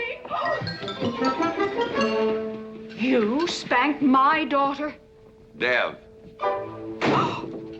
You mean you stood there while that brute beat our daughter? GW, what's happened to you in the last 2 years? Part of valor, son. Oh, isn't it enough that you've always treated me like a squaw without subjecting dear, sweet Becky to this crude, vulgar way of Catherine, life? you women are always raising hell about one thing when it's something else you're really sore about. Oh. Don't you think it's about time you told me what put the burr under your saddle about me? I don't intend to stand here and hold a midnight conversation with an intoxicated man.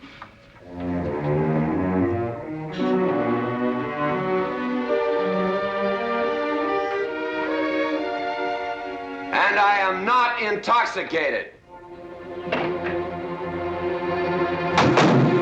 Yet.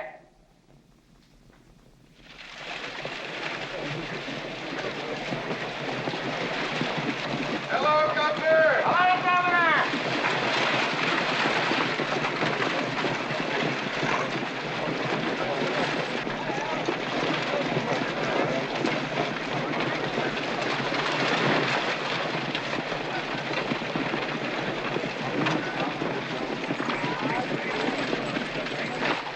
Chief Puma? Yes, Sergeant.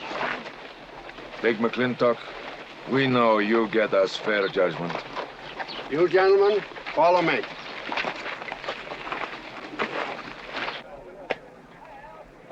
Well, Jake?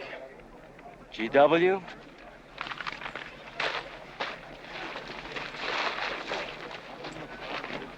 Well, GW, it's been a long time. Not long enough. Cuthbert. Your husband is a rude man. Yes, Cuthbert, I know.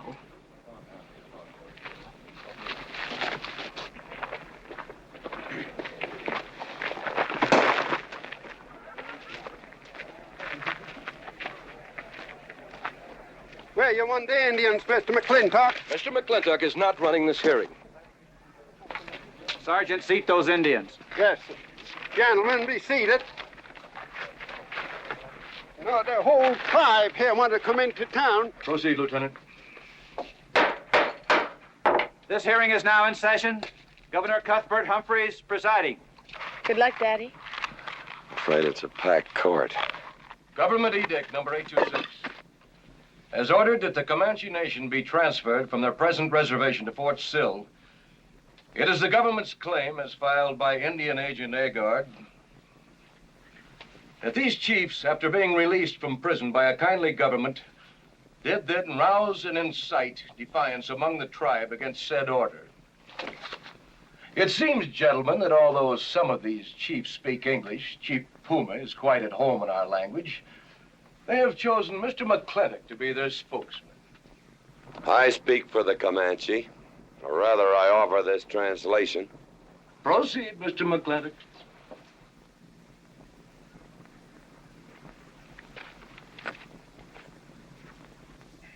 The Comanches say, we are an old people and a proud people. When the white man first came among us, we were as many as the grass is of the prairie. Now we are few, but we are still proud. For if a man loses pride in manhood, he is nothing. You tell us now that if we will let you send us away to this place called Fort Sill, you will feed us and care for us. Let us tell you this. It is a Comanche law that no chief ever eats unless first he sees that the pots are full of meat in the lodges of the widows and orphans. It is the Comanche way of life. This that the white man calls charity is a fine thing for widows and orphans, but no warrior can accept it. For if he does, he is no longer a man. And when he is no longer a man, he is nothing, and better off dead. You say to the Comanche, you are widows and orphans. You are not men. And we, the Comanches, say we would rather be dead. It will not be a remembered fight when you kill us, because we are few now and have few weapons. But we will fight, and we will die Comanche. Thank you, Big McLintock. Am I to gather that Comanche defy the government of the United States? Yes, you may gather that the Comanche defy the United States government, or at least this commission. Gentlemen,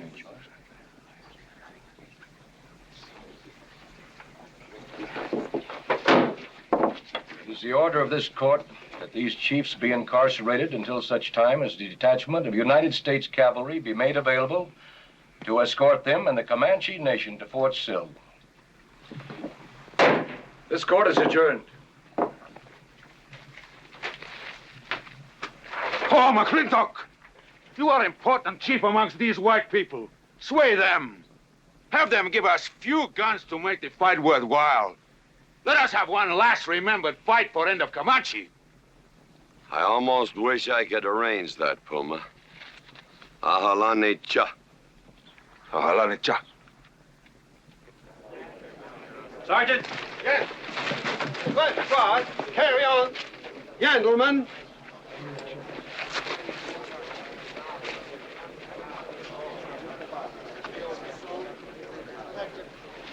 It's sad, these changing times. It isn't the times that are changing, Mama.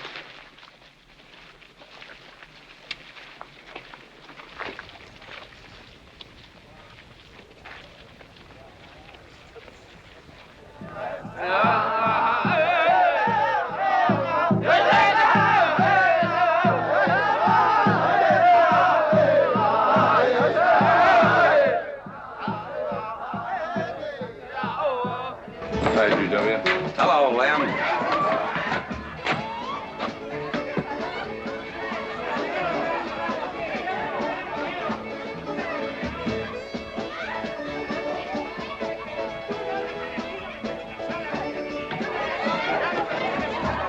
Bunny?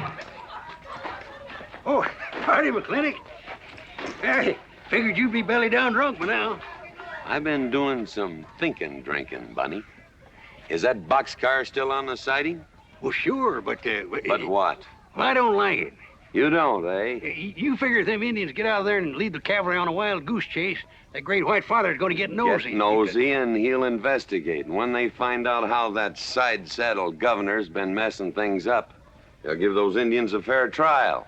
That's live ammunition in that boxcar.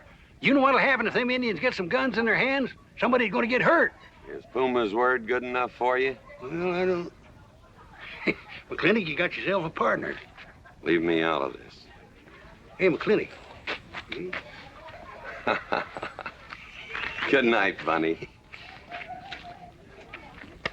Good night, Governor. There is the Katie with her light red hair, sweet as the roses on a summer air. I'll find her somewhere while the moon is high, and tell her that I love her, and I'll love her till I die. Katie Gilhooly, the master's home. Katie, Catherine Gilhooly McLintock, where is the woman of the house? Mr. McLintock. Oh, there you are. Mrs. Warren. Oh, good evening. I waited up for you, Mr. McLintock. Oh, how nice. I want to talk to you about something. Delighted, delighted. 309 times straight. I beg your pardon? 309 times straight without a miss. Gotta be a record. I suppose so. Now, Mr. McLintock, what I wanted to say... 2-pound Stetson, 6-inch brim, 53 feet in the air. It's gotta be a record. I'm sure it is, but the reason I waited up... Dagnammit, woman, can't you hold that glass still? Of course, sir. Now, down the hatch to my world's record. Down the hatch. Yes, sir.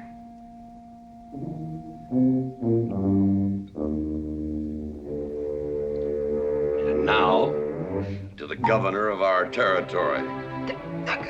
The governor of the territory, sir? Now, don't you stick up for him, Mrs. Warren. You're a fine woman, Mrs. Warren. But you'll certainly go down in my estimation if you stick up for Cuthbert H. Humphrey, governor of this territory. Don't mean to Down change... the hatch. Oh, yes, sir. Down the hatch. Cuthbert H. Humphrey, governor of our territory, is a cull. You know what a cull is, man?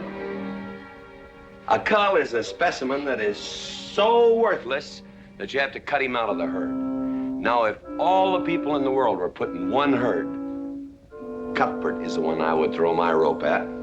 At whom I would throw my rope at. Natural-born cull. Another touch, ma'am?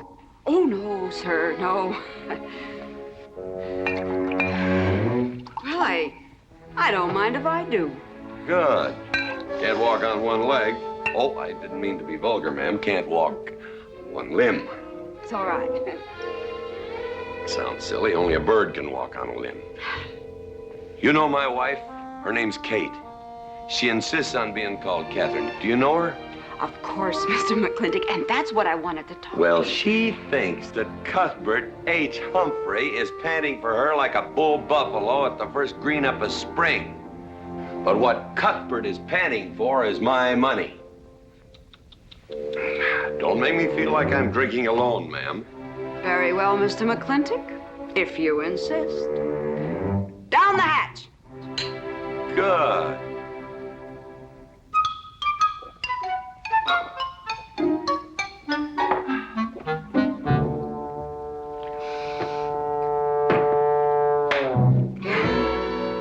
Mr. McLintock,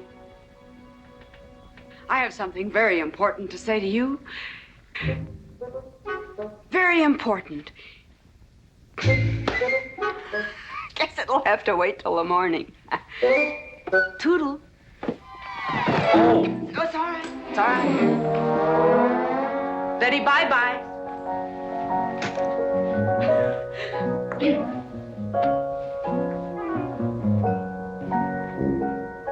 Whoops. Oh. Mrs. Warren. Let me assist you. Very kind.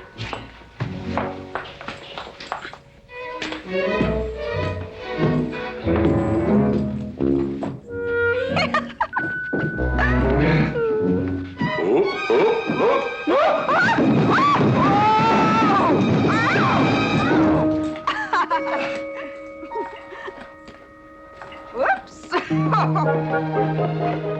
What's going on here?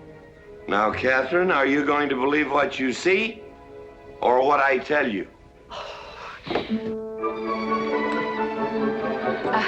Mrs. McLintock, hope you won't misunderstand. It's the first 100 women sitting on his lap that I misunderstood. Number 101 is quite simple. Now, G.W. McLintock, I have something.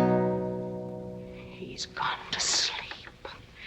Just when I know exactly what I want to say to him, he goes to sleep. I waited up to talk to Mr. McLintock. I wanted to tell him I was quitting.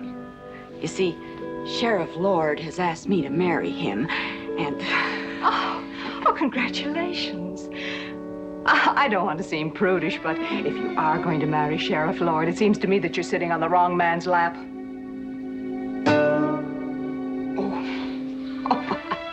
Come on, I'll help you upstairs and we'll have a long talk about men in general. Ladies, one moment.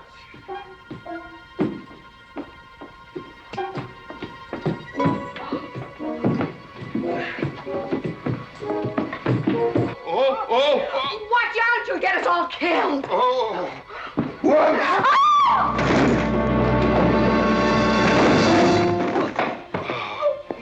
Wait a minute, ladies, till I catch my breath, and I'll get you up those stairs as sure as my name is George Washington McLintock.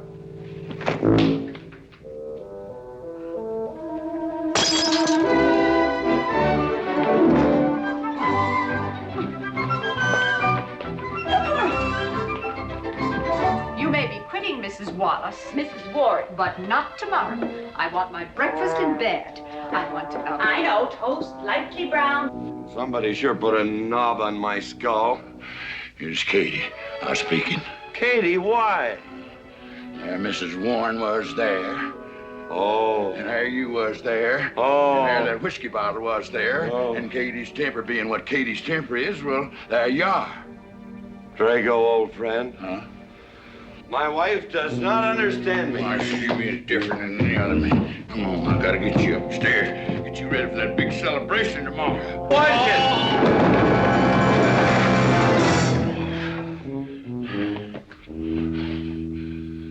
Drago, I am sleeping in the den.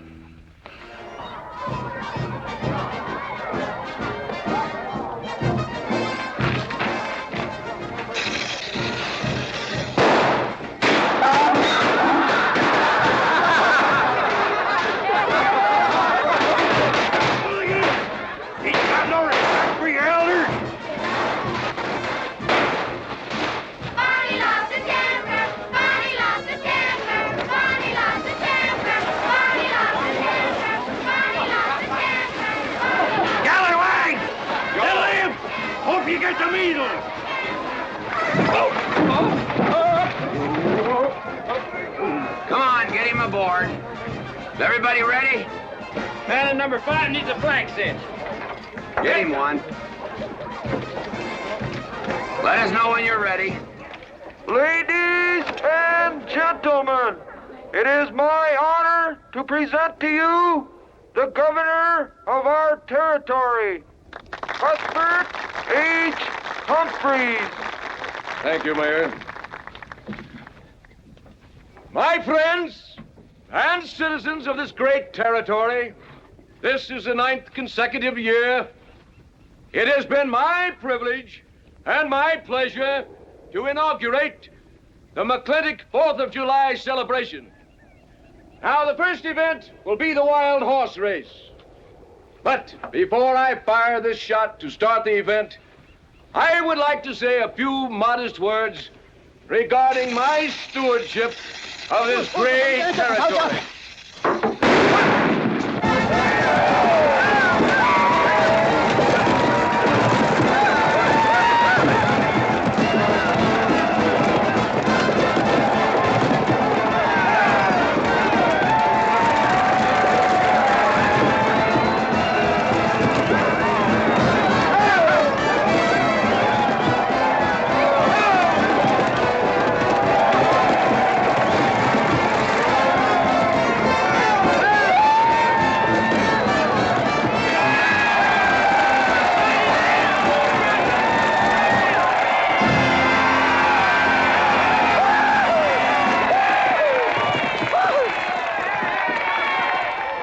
Professor Birnbaum.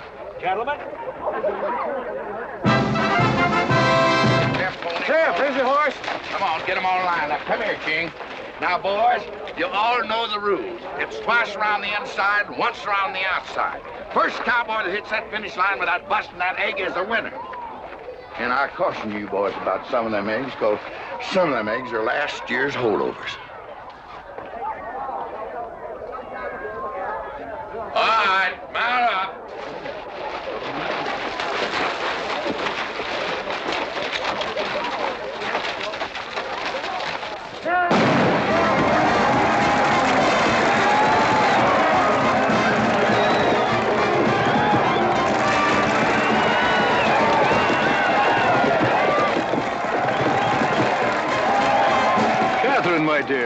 you seem to be enjoying yourself. Oh, yes.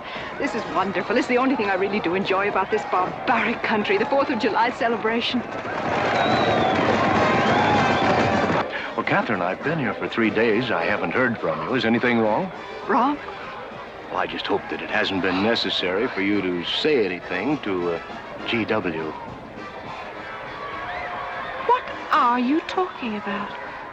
But, Catherine, you see, I'm in a rather delicate position, being governor of the territory and all. I just hope you haven't found it necessary to say anything about...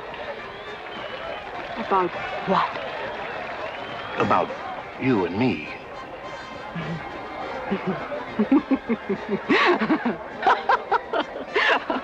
Why, you pompous windbag. Do you think that you're the only man who's ever tried to play patty fingers with me, who's ever tried to lure me into the moonlight? Well, no, but I... Well, I'm a big girl and I can take care of myself. My husband knows it. I can assure you, Governor, that your reputation is untarnished. Now get out of my way.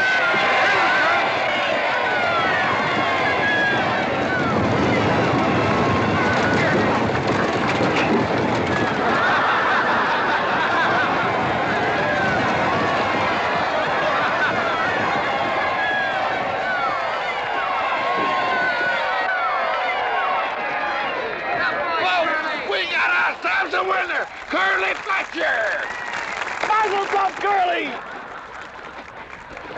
Give me the egg.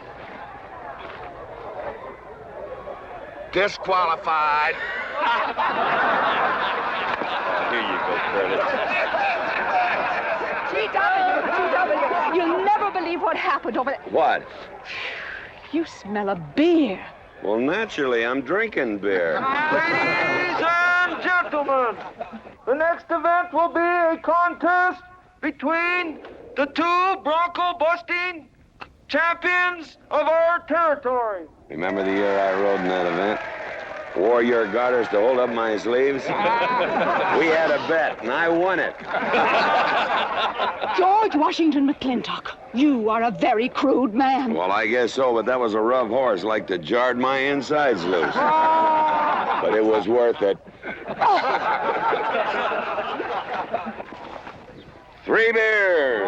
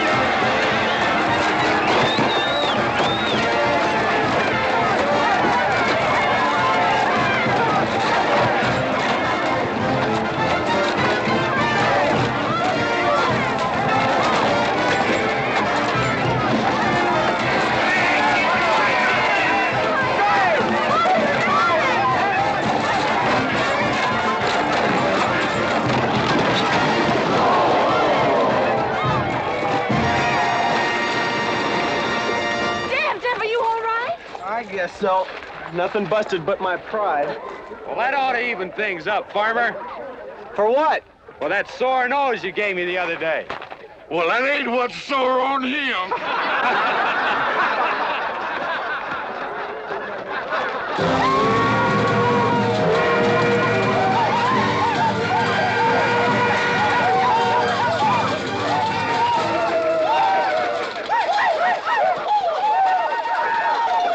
The closing event is the cow pony race. The finish line is at the barbecue. So start meandering. Come on. Now, what is that, false courage? Why, you know a Douglas doesn't ever use a thing like that. I want you to get on that horse, get out in front, and stay out in front. I'll be out in front, Dad. All the way. Good boy. Now remember, stay out in front. That Agamemnon's a good horse.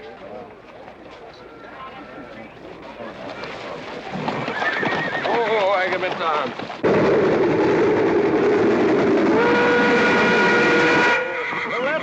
Maureen, she's on top. Oh,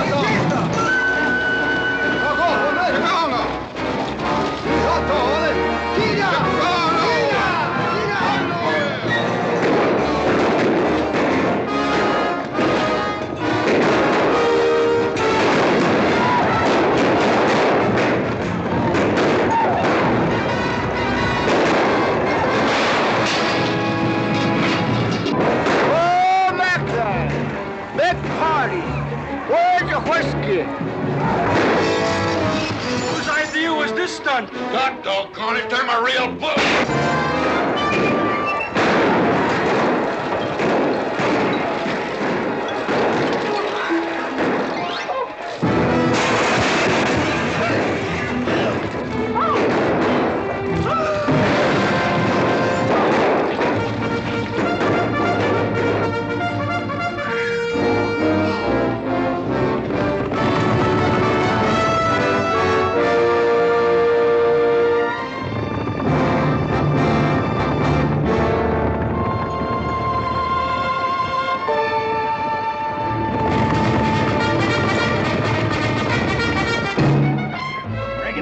Excitement you'd want for one 4th of July, eh? Puma finally got his way, but I reckon he's riding out his last war party.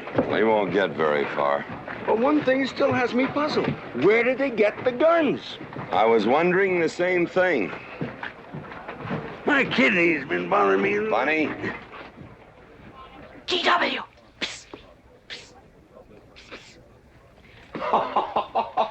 What an idiotic joke. Joke? Do you think that was a joke? Oh, shut up! Do you want everybody in town to see me? You look good in feathers. Oh. Dev, I think they've gone. Yeah. What are you going to do about it? What can I do? Nothing! Just like you've always done.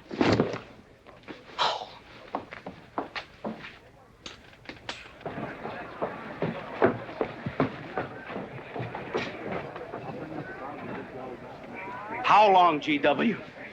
How long what? Catherine. She's been riding herd on you for 2 years now. I'm a peaceable man.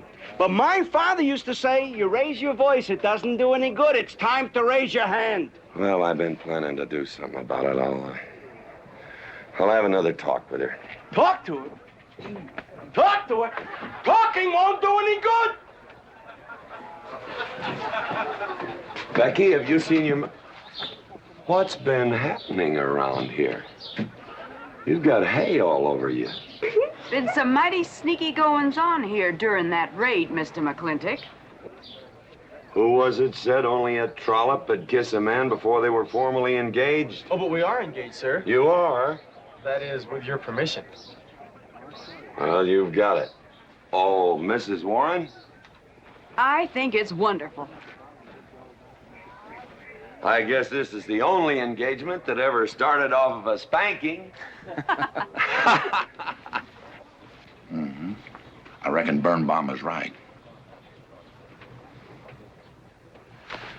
All right. Lord bless us, this is gonna be a great day. Doggone it, folks. Let's don't let a little old Indian raid break up a good barbecue and a rodeo. Get a meat sound. Let's go. You contestants get ready for the cow pony race.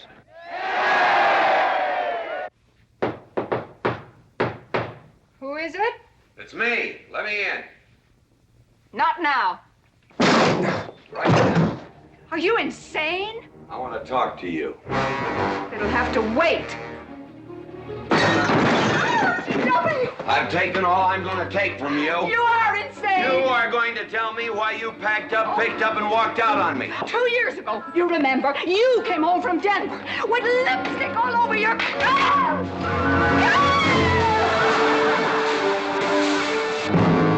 Lipstick on my collar. I've got the shirt to prove it. Who cares? Why, you big...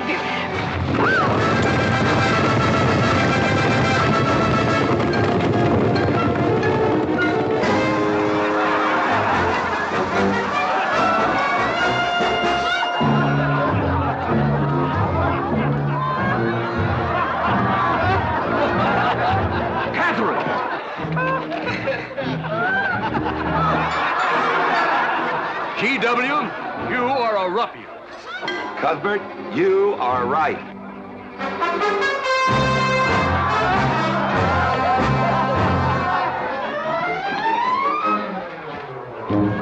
Well, what kind of a family is that? The best! And dangerous, son. Who won the race? Who cares, Ingrid? History's being made.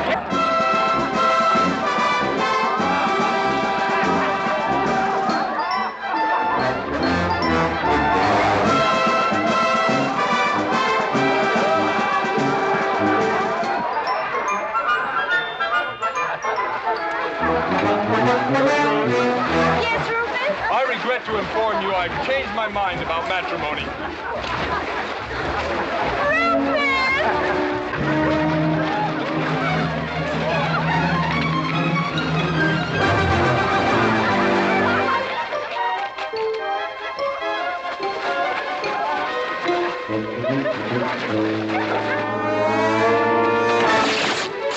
Hey, Mrs. McLintock!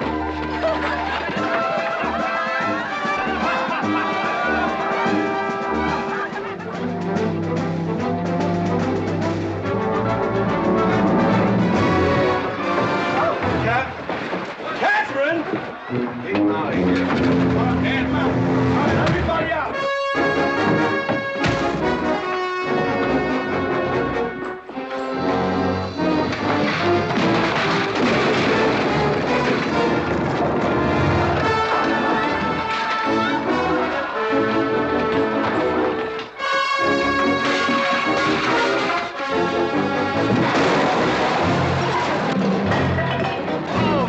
Looks like GW's buying out the whole store. I'm afraid you're right.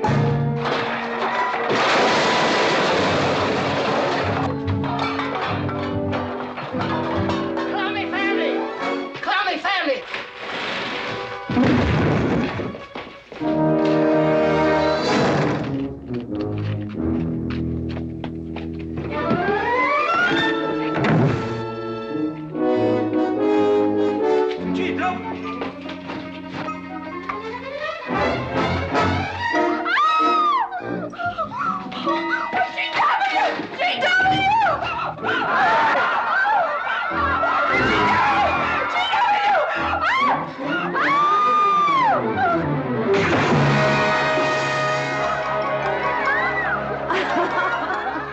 Oh, Mrs. McLintock, you're all wet.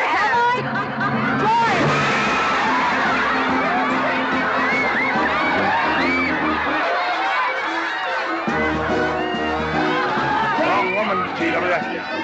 Oh, pardon me.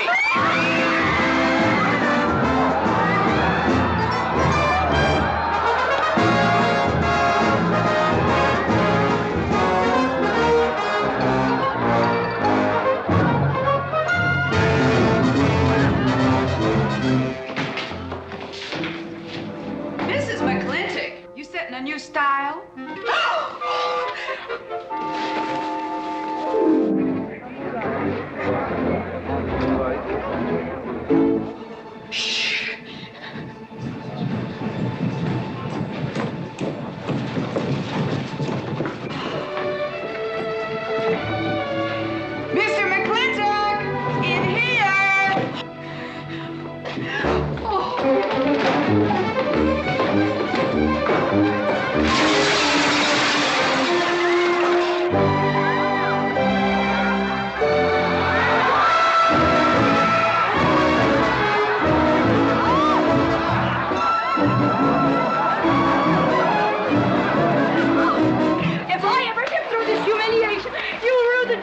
from that Oh, belly aching. Fight all you want. It won't do you any good. You've been digging those burrs into me for 2 years. Now you're going to get your comeuppance. Thanks. My father would be proud of you! I'll make you prouder.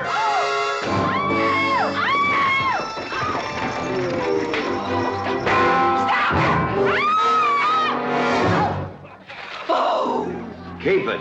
You may need it. Now get your divorce. Home. Don't spare the horse. Home, you heard me. Don't think you're going to get rid of me that easy. Yeah.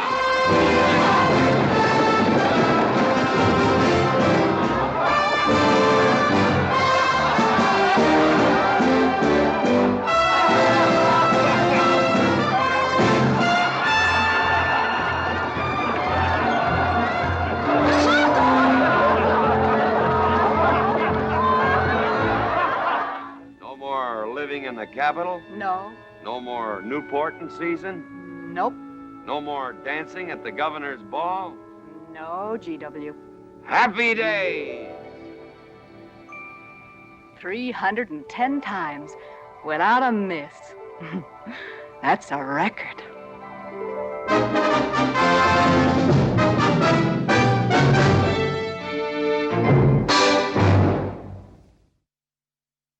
John Wayne's previous film, The Alamo, had been a flop at the box office. Knowing he needed a hit, he teamed up again with Maureen O'Hara. It was the fourth of 5 films they did together. Not only were they a great screen couple, but they were close friends in real life, too. She once said, quote, "I made John Wayne sexy." Thanks for watching. This is The Film Detective.